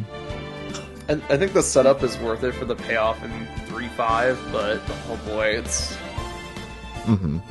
Pacing's a little weird on it. Yeah. Like, we know the truth of what happened, but it's still like, it didn't matter in the end. Yeah. Yeah. I was like, don't eat the freaking bottle, dude. Never drink the mysterious liquid that the girl gives you and says, "Oh, drink this if you ever lose trust in me." And it's like, blip, blip, blip. Yeah. Yeah. What do you think of Godot's face? Like his real face. Yeah. Yeah. Burp, burp, burp, burp, burp, burp, burp, burp, burp, burp. Well. Do you need a milk bone? Always a good boy. Despite it all, it's weird to say, but I'm like, he was like more normal back then. Yeah. Which feels kind of wrong to say. Yeah. He was drinking the normal amount of coffee. Yeah. Normal guy drinking his normal juice. Like, I don't know, it makes you kind of go, well, what happened? Godot? He got introduced to EDM. Oh yeah, huh? Well, we might find out what happened to Godot next time. Yeah. Oh, interesting, okay. Huh. I mean, it's the last kiss in the game. They have to start wrapping up some of these loose threads they keep leaving everywhere. Yeah. Fair. That's why this one's the big deal. Yeah, 3-4, I like it for, like, the setup to 3-5. If it was part of 3-5, I think the overall case would be too long. Yeah, that's fair. Definitely better a quick, short one that sets it up than way too long of a single one. Yeah. Thank you all so much for joining. I do appreciate it. And we'll catch you all next time, be it for when we start case 3-5 next time, which will also be during Bunathon, so that will also be exciting. But, or if it's anytime in between or after, we'll be here. Yeah. But yeah, until then, bye-bye, everyone. Bye-bye. Good night. Bye-bye.